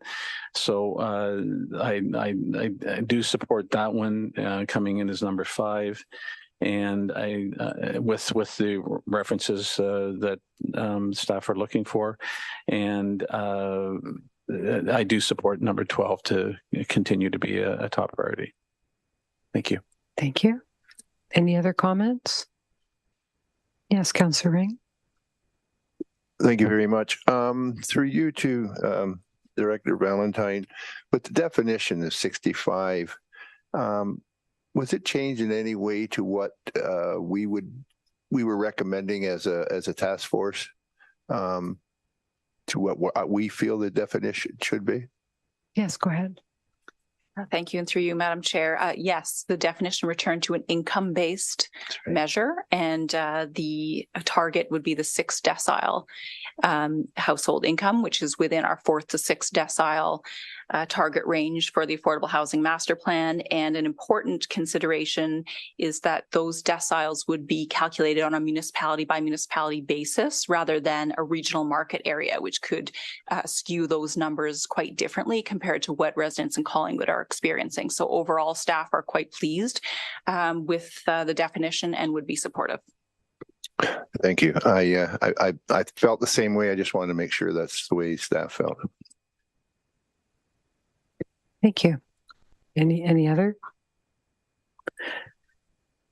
I just have a few comments. The first one, which is the number 12, about supporting responsible housing growth by building necessary infrastructure. To me, those are the key points of this one, and I feel that we must be at the top of the list province-wide for the need for necessary infrastructure, and we are shovel ready. So what I liked about this one is it allowed us, as staff does in a very thorough way, explain our need for funding for infrastructure right now. And I think any opportunity we get as a council to hammer that home, we should take it. I am not as worried as Councillor Doherty is about this is going to encourage sprawl, because the words are, as pointed out, responsible housing growth, but also supporting higher density housing in complete communities. So I would be in favor of leaving that one in. On the next one, number 56, about suggesting that the Ontario government tie funds to us meeting housing targets. I do agree with Councillor Doherty's comments and Councillor Jeffrey's comments that this isn't very helpful for a municipality like ours, I guess, I would say. So I, would see that one come out. The others are fine, except for the last one, since we have met, has been mentioned a couple of times, our goal on the definition of attainable housing and, affordable housing. I would be happy to see that come out. And I love the suggestion about asking the province to use a portion of the land transfer tax monies to fund affordable housing, because as much as we all want to deliver affordable housing, as much as we want to build complete communities and do all the right things, we just do not have the financial resources. And unless we start seeing some funds flow from our senior levels of government, we're just not going to be able to do what we know is best for our community. So I'm very much in support of that one. So shall we go through these now, then one by one, and we'll see how many we have and what ones we can insert back in. Okay. keeping in mind the motion that we will need on affordable housing that Deputy Mayor said he would bring that for the definition of affordable housing. Okay. Sorry, I'm just trying to find it again. Okay, the first of the 5 recommendations that we would ask be forwarded to the ministry is number 12. And we've had good discussion on that. So I'm just going to say all those in favor and those opposed. Does that sound good? Okay, all those in favor? And those opposed. That was 3. And okay, so that will not be included. Okay. You'll have to keep track of these. Okay. Okay, the next one is number 56. This is tying the Ontario Housing Delivery Fund to the production of meeting housing targets for annual housing growth or reducing approval times or speedy removal of exclusionary zoning practices. All those in favor of keeping this one in? 3, that's 3. Those opposed? Oh, sorry, 4. Okay, those opposed? Okay, so what does that means? It's defeated, so it won't be included. Okay, not included. Okay, we'll come back. So we have 2 more to fill in there. Number 3 is the recommendation number 44. That the federal and provincial governments give rebates to HST. Can I just stop there? I think are they talking? Sorry, I have a question now in the middle of this to Director Valentine. I thought the senior levels of government were talking about eliminating the HST. Are they in fact talking rebates? Thank you. Thank you, Madam Chair. And an announcement was made on Thursday with limited detail that the province would continue to investigate HST reform for purpose-built rentals. But we, Coordinator Ray and myself, were unable to find the details around exactly what that would look like and whether that was a firm commitment or just, letting councils know that that item is a top priority for the ministry. Okay. All right. So basically we're saying getting rid of HST in some format, whether it's a rebate, exemption, or deferral, is A-OK. Okay, all those in favor of this one? And that's unanimous. Thank you. Number 4 is number 67, amend the legislation to allow cash in lieu for inclusionary zoning units at the discretion of municipality. Require municipalities utilize density bonusing or other incentives to get more affordable housing, and permit municipalities that have not passed inclusionary zoning policies to offer incentives and bonuses for affordable housing units. Okay, all those in favor? And that's unanimous. Thank you. And the last one was to support a clearer definition of affordable housing. All those in favor of keeping that one in? That's 5. And those opposed? Okay, that will be included. Okay, so who would like to put on the table what they would like to see included instead? We need 2? We need 2. Okay. Councillor Baines.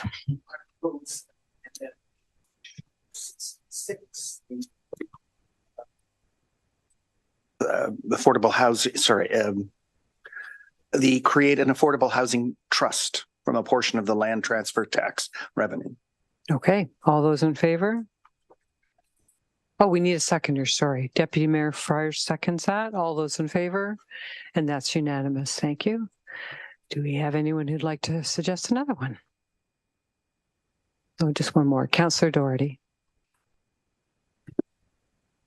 Thank you, Chair. I would recommend MMAH recommendation number 51 to withdraw infrastructure allocations from housing developments. And sorry, I've got to get the exact wording here.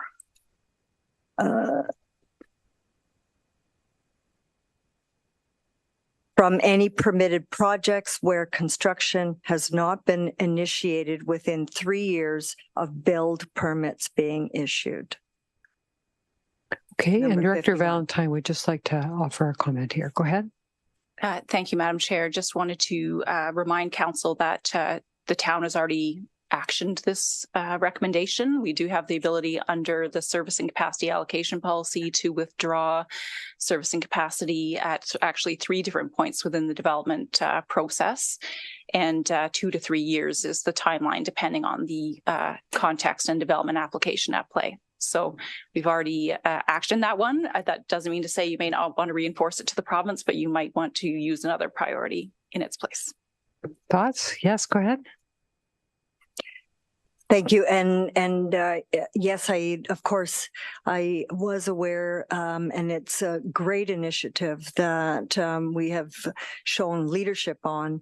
But nonetheless, I think it's important for us to reinforce to the province and to other municipalities that it is another tool in the armamentarium that does not involve the municipality going it alone on a financial basis. Okay. Is there a seconder for that? No, no seconder. I'll put one forward if I could turn it to you for this. Thank you, Mayor Hamlin. And can I just get clarification then on which ones have been approved? Yes, certainly through the chair. Yeah, we have 44, 67, and 65. The two that were defeated, and sorry, now 66. The 2 that were originally defeated were 12 and 56. Okay. And so, assuming Chair, I will look to Mayor Hamlin. I believe she would like to put a motion on the table. Number 45, which I believe Councillor Doherty mentioned earlier, which was to improve funding for colleges, trade schools, and apprenticeships, encourage and incentivize municipalities, unions, and employers to provide more on-the-job training for skilled trades. Okay, so do we have a seconder on that? Councillor Baines, and I'll open it for discussion. Councillor Jeffrey. I like this. I just wanted to make sure that this was the one Councillor Doherty was referring to, because she did refer to 53 to number 55 with respect to skilled trade. So I just want to make sure that we're getting the correct one. Okay. Councillor Doherty, could you add? Yes, thank you. And actually, I'm just scrolling through the MMAH report because the numbers that are quoted in the AMO point of view are not the same as what's reported in the ministry's original report. So I'm just scrolling right now to find it. Deputy Mayor, I think I realize the difference. So the number that I referenced, which was 45, is actually 53 in the ministry's numbered list. So if I could change in my motion to add. Which would fit then with the earlier note. Yeah. Okay, so I don't think you need to look anything further, Councillor Doherty. Any confirmations there? I'll turn to Coordinator Ring. Thank you. And through you, Chair, I just wanted to mention that the province has indicated that action has been taken on that item already. You're still able to encourage that the province looked into that if you wish, but just letting you know that that has been actioned. I'll just ask Councillor Jeffrey if she had anything follow up on.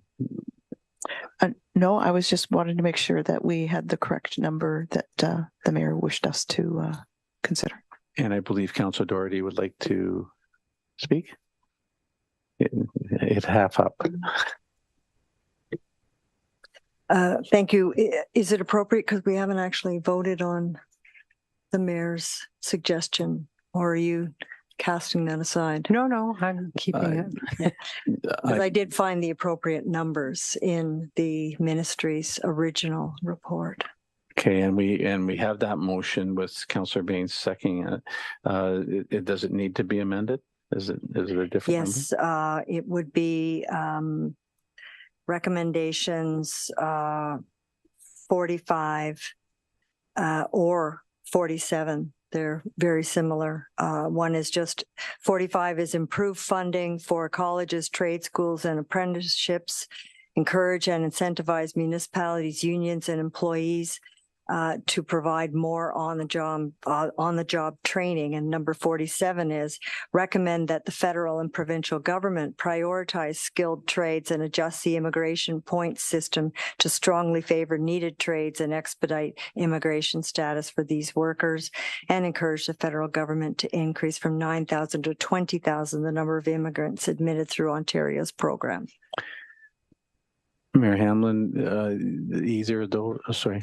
So I know there's two there. It was number 45, which is number 53 on the ministry's list that I wanted to stick to, because I feel the immigration, of course, is a bit, well, the federal government's looking after that. And I feel what's important for our area is focus on skilled trades. And although the province is doing things, I haven't noticed anything happening in our area. And I think there's more that could be done.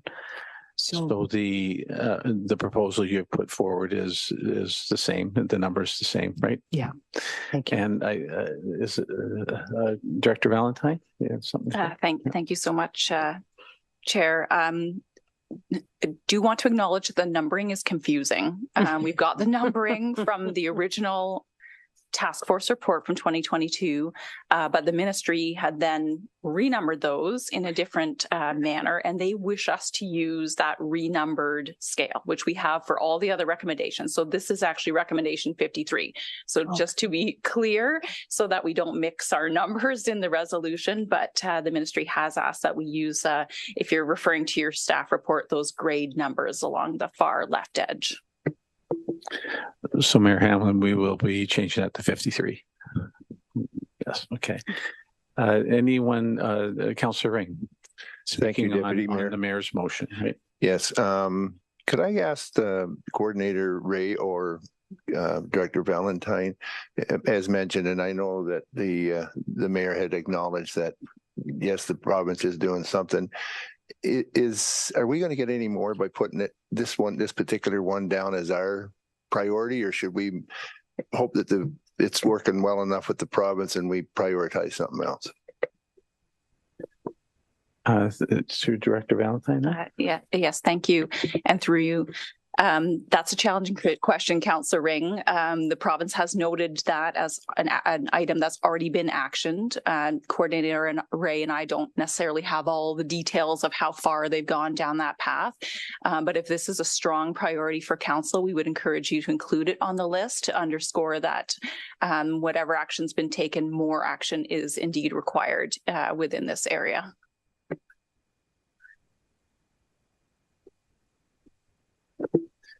Is there anyone else who'd like to speak to the motion?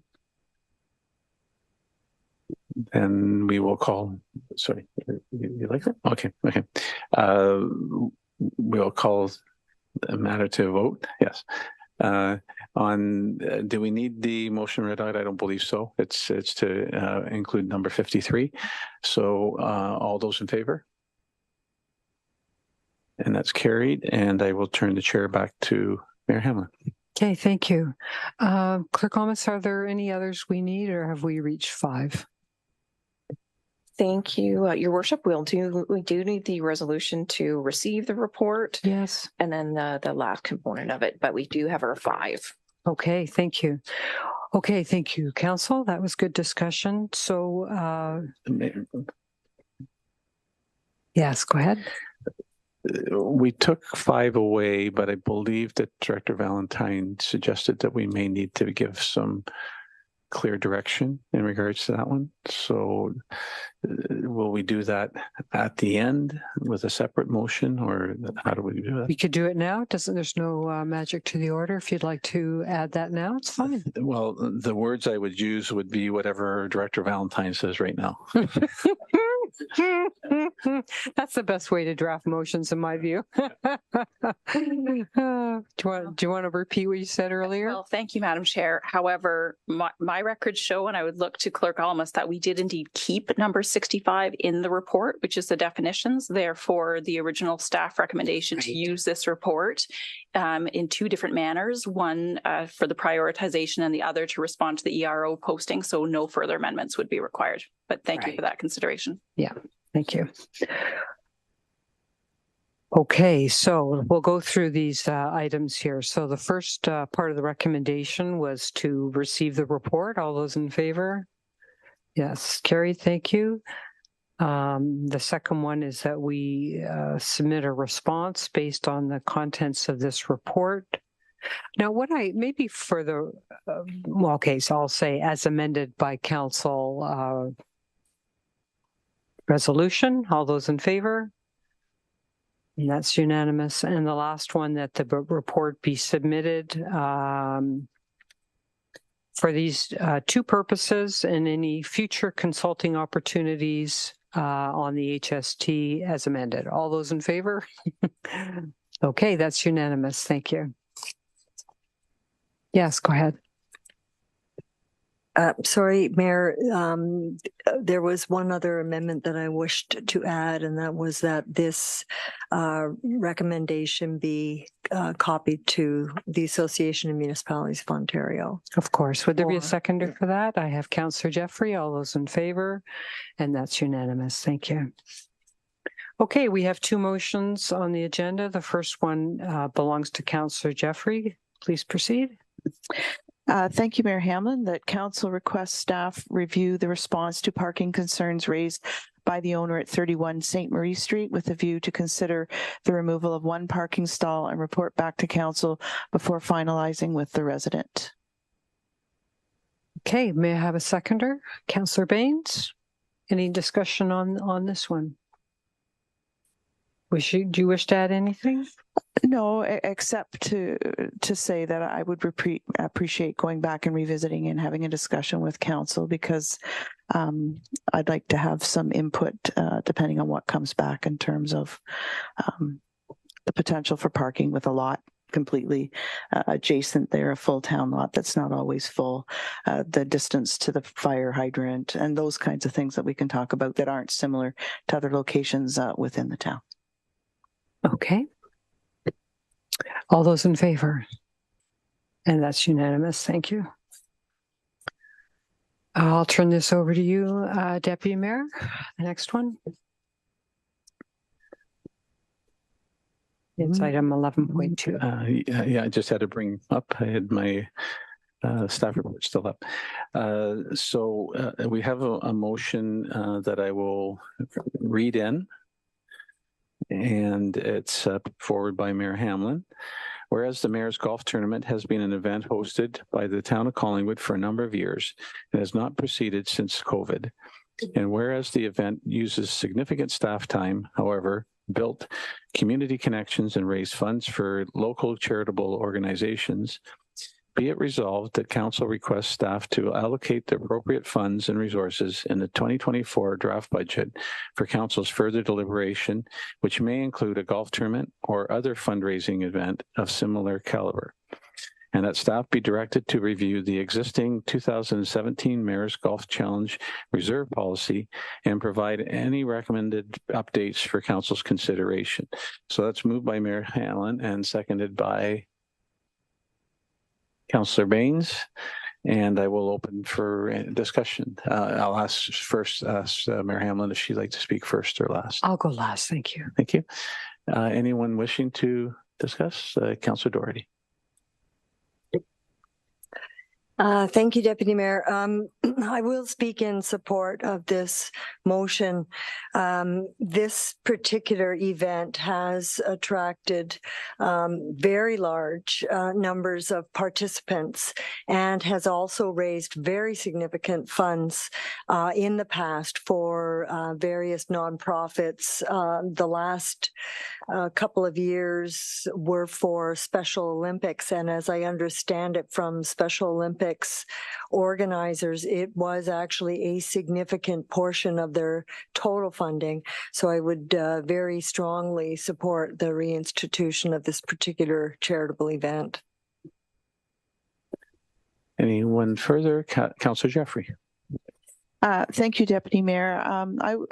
In terms of the wording, I'd like to be assured that if it was contemplated that there would be a charitable organization change from Special Olympics, that it would come back to council.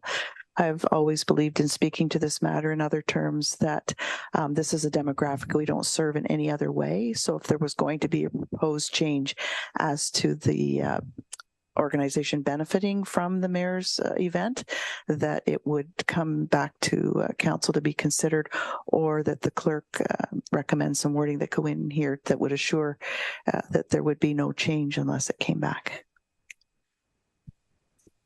So we have that input. Is any other councillor wishing to? Oh, Councillor Baines, go ahead. Thank you, Deputy Mayor. I'd just be interested in having a review of knowing some of the background figures. I assume 2017 was the last one. Does anyone know, A, how much money was raised for the Special Olympics, and B, was there an estimation of staff time or quantifiable into it as far as cost goes? Just want to understand what we're committing to. So, I mean, I think it's great, but would like to know. Thank you. Mayor Hamlin, do you know, or should we turn to either the clerk or the CAO? Yeah, I have received this information you've asked, and Clerk Almas is the source of all information. Great. Go ahead. I'm learning. Thank you through the Deputy Mayor as chair. So 2019 was the last year. The policy actually was developed in 2017, and the policy actually provided council the last 2 years to make the recommendation on where the funds go to. Even though there was a divvying of the funds for the last, I believe, 2 years since the policy was in place, there was other charitable organizations that were also provided some of the proceeds from the event. However, I believe Special Olympics was still one of the more significant, they were one of the more significant beneficiaries of the funds. It ranged between 30 to 40 to 45,000. It was a pretty significant amount. I don't know if there was a very specific, or sorry, I don't recollect that there was actually a staff full calculation of the time and that went into doing the event. So I can't speak to that piece. With that being said, Councillor Jeffrey, did you want to inquire anything further? You had asked about the specifics of the allocation. Yeah, I think what I heard the clerk say, it's going to come back to council for approval as a result of the policy that's in place already. So that's good. Yeah, thanks. Are there anyone else wishing to speak? I'll just add, I'm supportive of this. I'm concerned for Special Olympics because it has been a bit of a time since we've been able to put money towards them. And I know from when we attended their annual meeting of the ski team, they talked quite a bit about how significant it is from a contribution standpoint for them. So I'm hoping that we can, through the course of the report that's coming back, get something going in their direction again. And I look forward to that part of it. And I'll allow Mayor Hamlin to speak last. Okay, thank you. Well, the motion's quite self-explanatory. The problem, we couldn't get it going this year. It turned out that there was quite a built-up, pent-up demand for golf courses in Collingwood. We couldn't get a course. So it got us thinking, and by got us, I'm thinking some of our senior staff who I discussed this with, that a golf tournament's good. We've been doing that for a long time, and a lot of communities do golf tournaments, but it does exclude a certain number of people who don't golf from participating. So the idea here was also to think about, is there another fun thing that we could do other than golf? So that will be part of the consideration that comes back. And that's it. So I don't believe we have anyone else wishing to speak. I will call the matter to a vote then. All in favor? And that is unanimous. And I will turn the chair back to Mayor Hamlin. Thank you. There's no bylaws today. Would there be any notices of motion? I'm seeing none. County report. Would you have something? Go ahead. Thank you, Mayor Hamlin. And just very briefly, I thought one thing I just mentioned, both you and I had an opportunity to talk to General Manager Bayek on Tuesday after our meeting last week. And I was just going to let the council members know that we followed up on some clarifications. Unfortunately, the way it worked out, we didn't have much time for questions, and I even had some clarifications I wanted to ask of him. And I know his intention is to work directly with CEO Skinner. So I'm just letting you know that although it did get to a situation where it had to be summarized fairly quickly, we've done some follow-up, and I feel pretty confident that that things are looking fine on a go-forward basis. So I just wanted to mention that. Thank you. Okay, next item is our consent agenda, and the motions as follows: the council hear and receive the general consent agenda, and further that the information and opinions provided in the general consent agenda items are those of the author and are not verified or approved as being correct. 15.1, this is a proclamation. October 2023 is a Probus month in the town of Collingwood, and the clock tower will be illuminated purple October 16th to the 29th, and there will be a flag raising October 16th at 1 p.m. And 15.2, World Pan's Panda Awareness Day. There will be a clock tower illumination October 10, 2023. Any comments or I guess I need a mover and a seconder first. Councillor Houston, Councillor Perry. Any questions or comments? All those in favor? And that's unanimous. Under, is there any old or deferred business? Yes, Councillor Houston.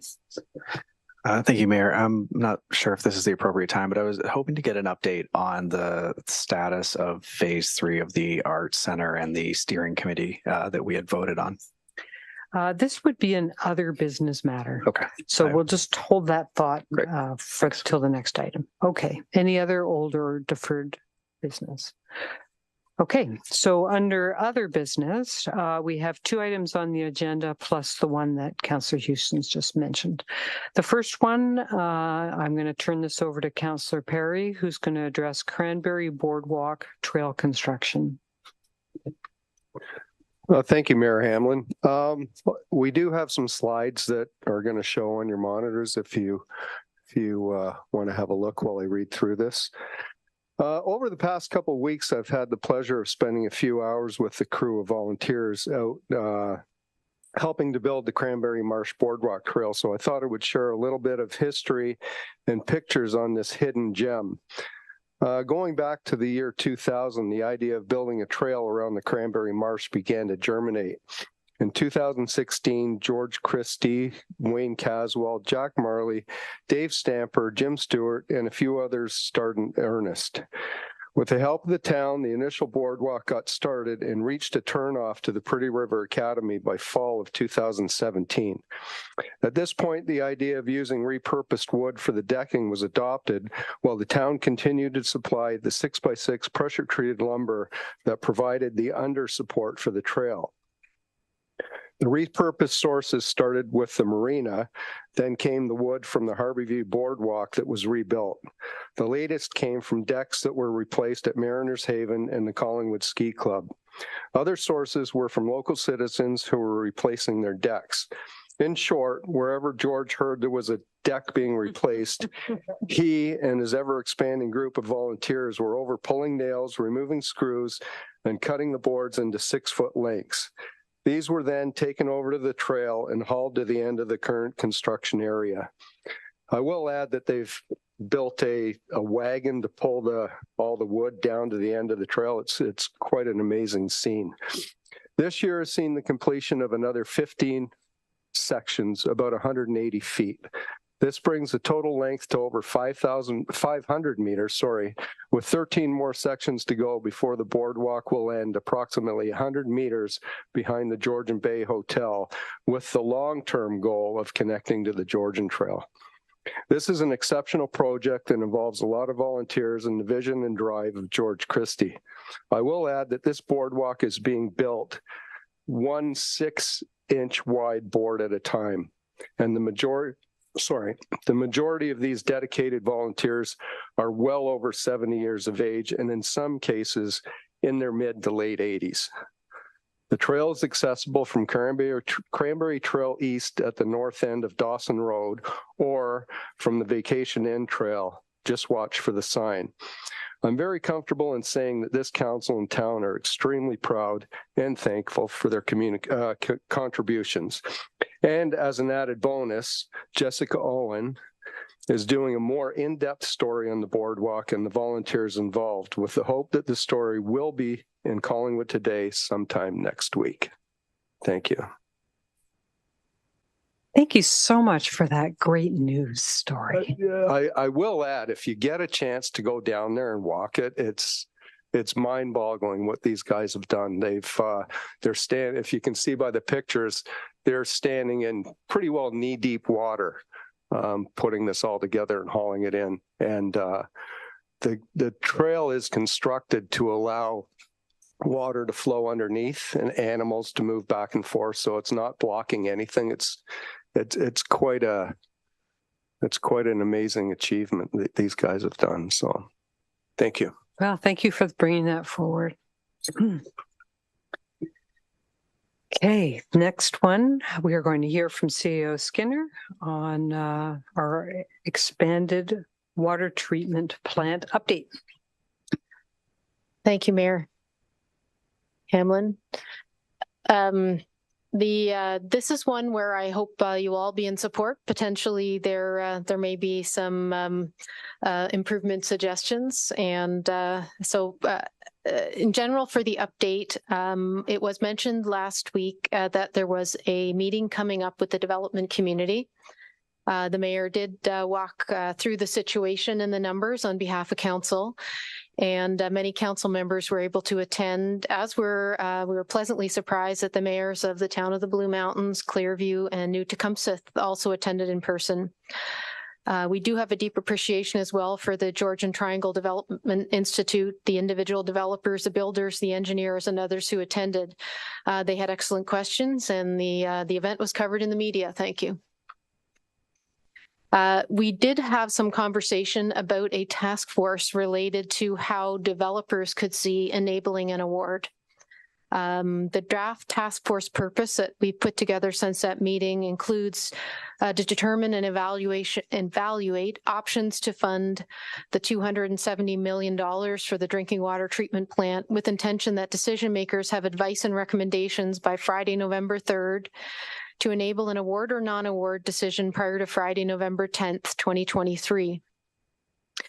It also includes to support activities seeking funding from other levels of government or funding programs, which may include, as an example, the provision of information on development projects and their impacts on housing and the economy. Very much this would be focused on the ability to move forward an award, and for this very important period between now and November 10th. We are looking to see if there's any flexibility in this date, but you can't count on that at this time. If there had to be a future regrouping and that date goes by without an award, then we may need to consider a broader scope. This one very much is about how to move forward with the help and support of our development community. We did circulate this to our other municipalities. There was a call to have a representative from those municipalities participate, and also to the development group. We did have some direct volunteers. A couple of people who attended the meeting who are active in development in our community indicated they'd be willing to contribute their time and expertise. Overall, the motion that you see in front of you is a long one, much longer than average. It's intended to ensure that the province and other municipalities are aware of some very key facts about this water treatment plant, and that there's a business case for investment well beyond simply decreasing development charges, for example. A couple of the highlights are that there are provincial and federal housing goals, some that are time limited.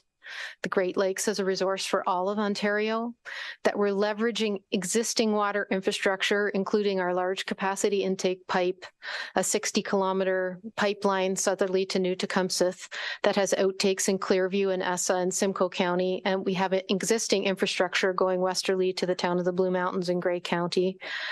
There could potentially be other service outtakes to Base Borden or additional supports to ESSA. And the deputy mayor had mentioned to me before the meeting about the potential for Base Borden. The project itself is thoughtful and innovative, potentially quite bold, as it has incorporated the long-term needs in 2 phases.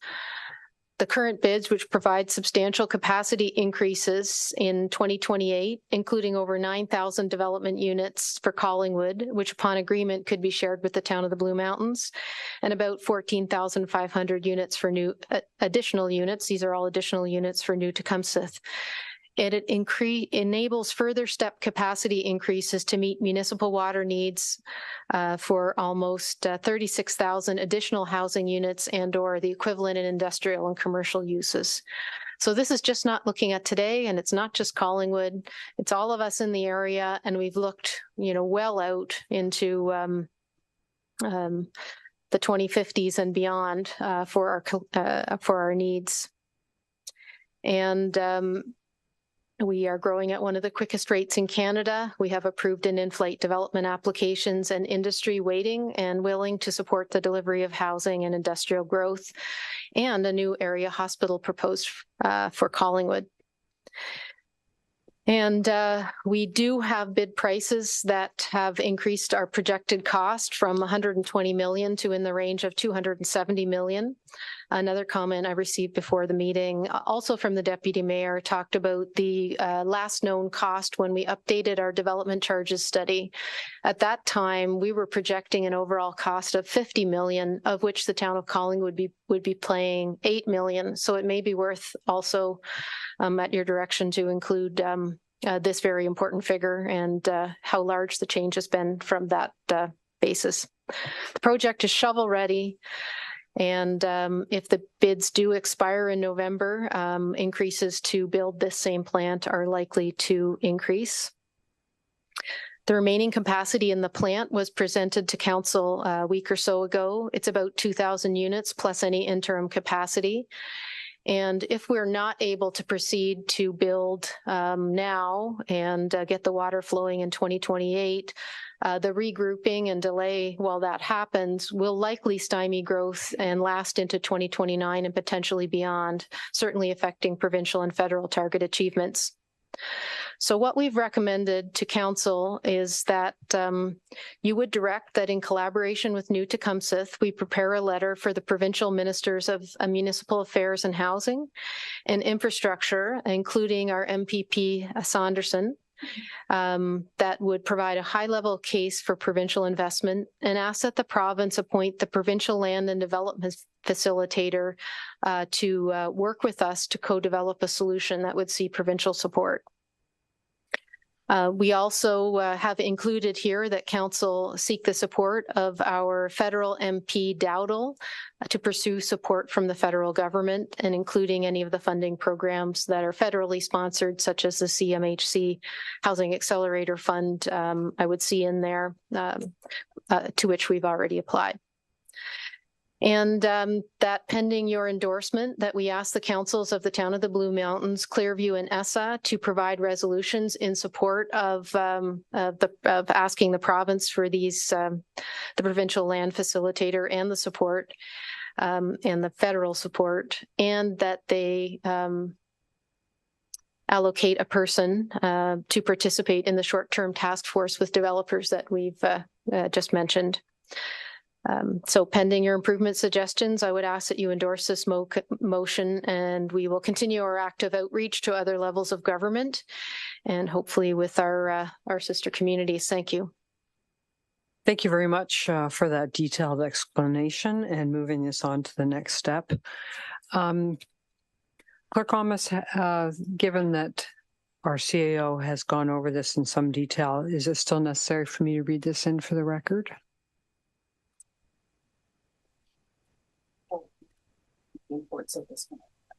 Okay. All right, sit back and relax. It's a good one, but it's a long one. Whereas the provincial government has a goal of building 1.5 million new homes by 2031, and the federal government has intention to address housing. And whereas the Great Lakes are a resource for all of Ontario, and whereas the existing water infrastructure includes a large capacity intake pipe from Georgian Bay and a 60-kilometer pipeline from the water treatment plant in Collingwood southerly to New Tecumseh, which outtakes in Clearview and Essa townships in Simcoe County, and there is existing infrastructure to the town of Blue Mountains in Grey County.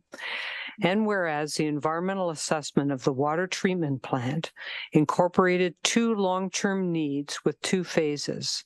The current bids, which provide substantial capacity increases in 2028, including over 9,000 units for Collingwood, which upon agreement could be shared with the town of Blue Mountains, and about 14,500 units for New Tecumseh, and enables further stepped capacity increases to meet municipal water needs for almost 36,000 additional housing units and or industrial uses, and incorporates Clearview and potentially others that would otherwise have constrained access to water.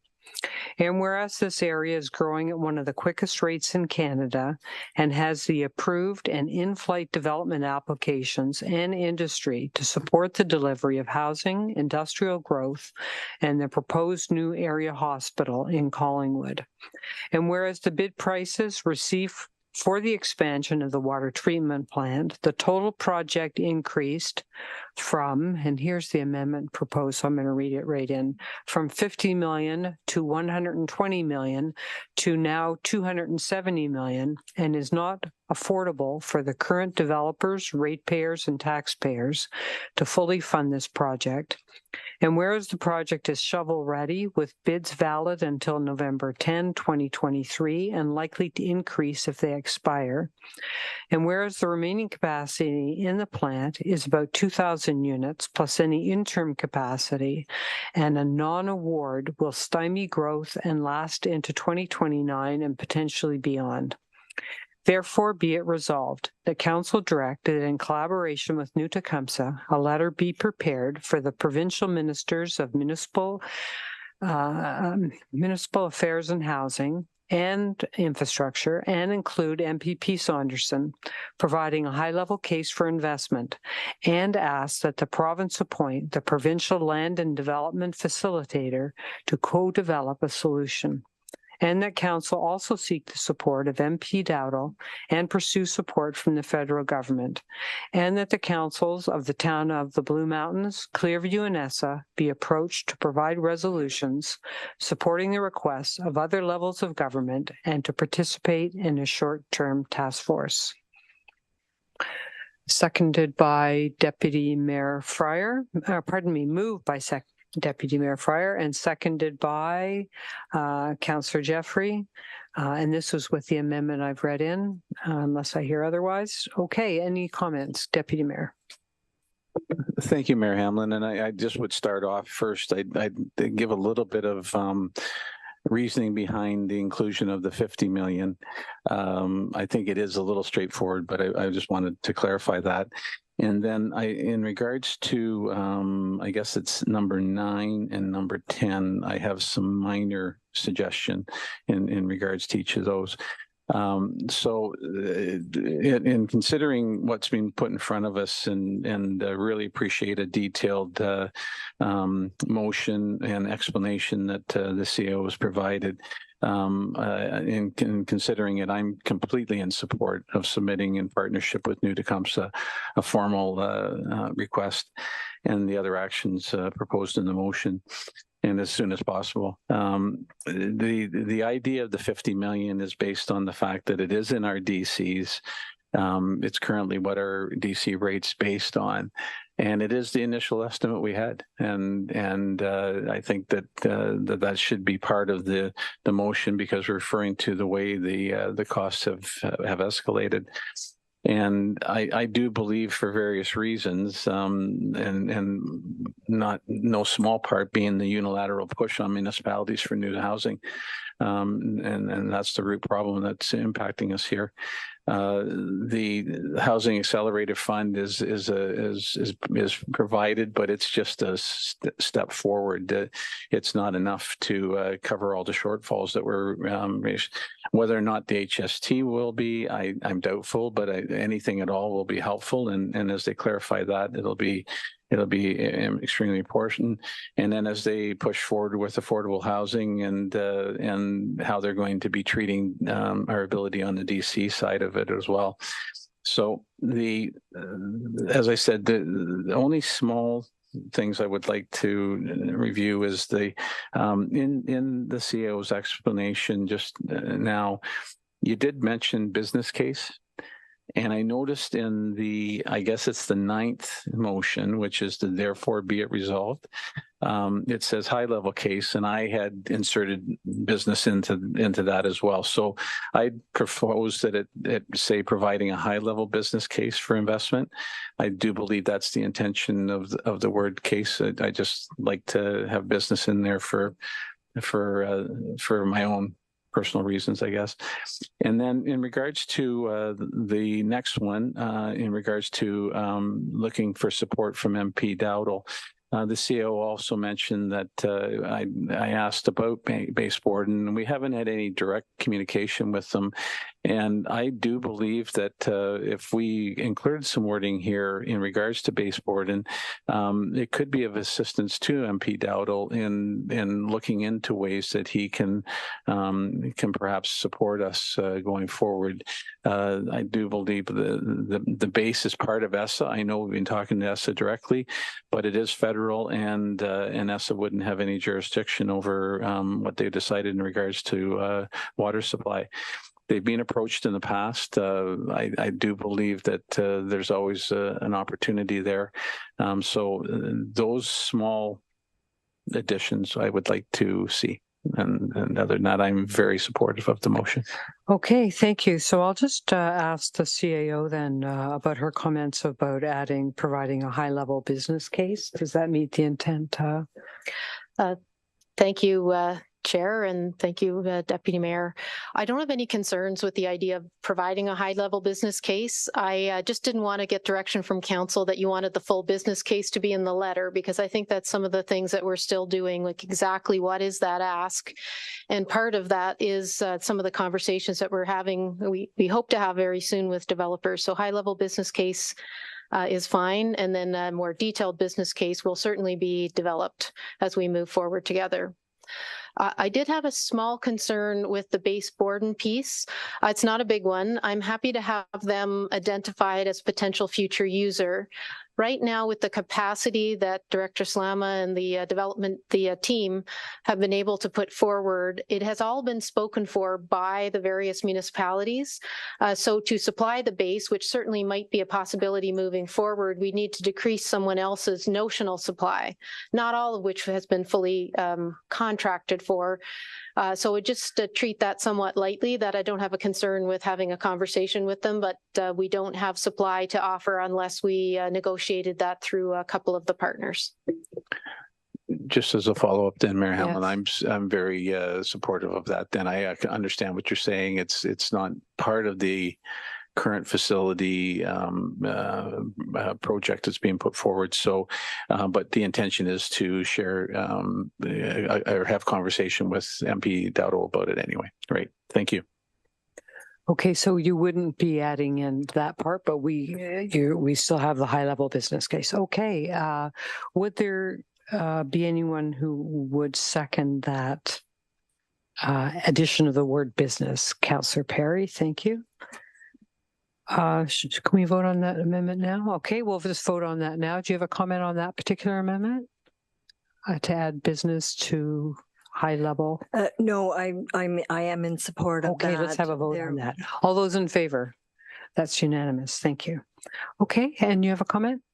Yeah, thank you. And it may be small, but in the reference to delivery of housing, industrial growth, and the proposed new area hospital, I'm wondering if we were to, just as a suggestion, substitute the word regional, just because I think that regional has certain political context and meaning that the word area does not. And it certainly reinforces the notion that we are more likely to catch the eye of the province if we are taking a regional approach on this. Okay, would there be a seconder for that? Councillor Houston, all those in favor? That's unanimous. Thank you. Anyone else have a comment? Councillor Jeffrey. So thank you, Mayor Hamlin. I think it's, again, it's a really straightforward and important thing to do as soon as possible. I'm just wondering again, I'm really sorry about this, but we keep referring to levels of government, and at FCM, that's a big, big no. It's orders of government, because when you do levels, you assume that municipal is a lower level, and we're closest to the people, but we are not a lower level of government. So if we could always be mindful of using orders of government instead of levels of government, I would really appreciate that. Would be great. And my only other question was that the GTDI and developers have been really great at wanting to participate and help out. Have we considered the same consideration potentially for any developers from New Tech or from the other municipalities? CAO. Thank you, through you, Chair, Councillor Jeffrey.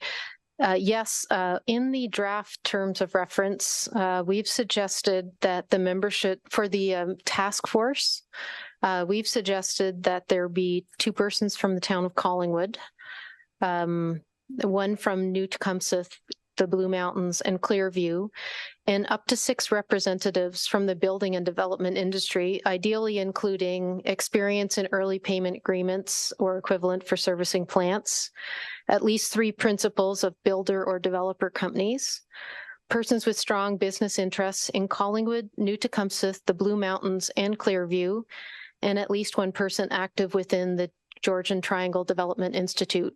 So I think that would cover it. And, arguably there's some people who might hold all of those qualifications, but that we would at least have those fulfilled pending the comments from the first meeting of the group.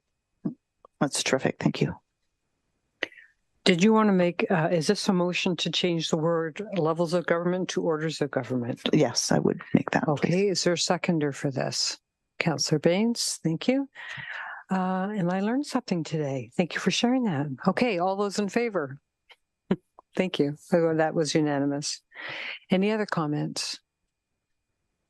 Councillor, you don't want to go there. CEO Skinner. In thinking this through, I don't think I was as complete as I should have been, just in that with respect to the task force, we have suggested in the draft terms of reference that it include 2 persons from the town. I've assumed I would be one of those persons, and that another 2nd person would be from council. The mayor was the speaker at the developers group, and I had assumed maybe she would wish to continue in that task force. But as it will start quite quickly, I did want to make sure that my understanding was accurate and accepted in moving forward before I wasn't in this forum with you to receive clarification. Yeah, I had thought it made sense for me to continue. Yeah. Okay. Thank you. Subject always to the will of council. Okay. Any other changes to this? All right. So as amended, Do I have to have two votes? No, we already did the first vote. As amended, all those in favor? And that's unanimous. Thank you. Is there any other business? Yes, thank you. Thank you, Mayor. Yeah, so again, looking for an update, I guess, from staff on the status of phase three of the Art Center and the formation of the steering committee, that the motion that we passed back in July. Yes, I think it is our acting director, Cubitt, here today to answer this. Yes, Yes, I see your name on the screen. Would you like to respond to that? Yes, absolutely. Thank you. Through your worship. We have accomplished several things in this phase 3 so far. We've had our kickoff meeting with Colliers. We have developed our project charter, and we are well into documentation review. There is a substantial number of documents that we've been sharing with the group. We're also working on the stakeholder mapping, both internal and external, and we are working on the project steering committee development. We know there's lots of interest from the community, which is a great sign.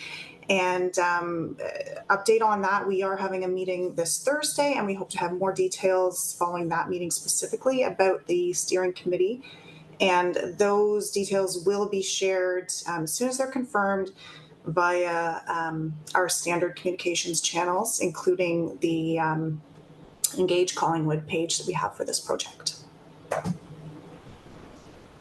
Thank you. Any follow-up, Councillor? No, that is perfect. Thank you. Okay, fantastic. Thank you, Acting Manager. Thanks. Any other business? Seeing none, we have a confirmatory bylaw, that bylaw number 2023-078, being a bylaw to confirm the proceedings of the regular meeting of council held October 3rd, 2023, be enacted and passed this 23rd day of October wait a minute, that should say held October 23rd, not the 3rd, right? Yes. Okay, I caught a typo. Okay, so did everyone get that? Okay, we're confirming the meeting from today. All right, could I have a mover and a seconder, please? Councillor Baines, Councillor Doherty, all those in favor. Thank you. An adjournment. Councillor Jeffries on her own, and she wins the card case. Okay, thank you very much, everyone. And I see we have a motion to vote on adjourning. That is, all those in favor. Thank you so much, everyone. And we'll just going to look at the clerk. We don't have a long meeting, so maybe we'll just move right into our committee of adjustment. We'll just have a 10-minute break and move into our committee of the whole. Thank you.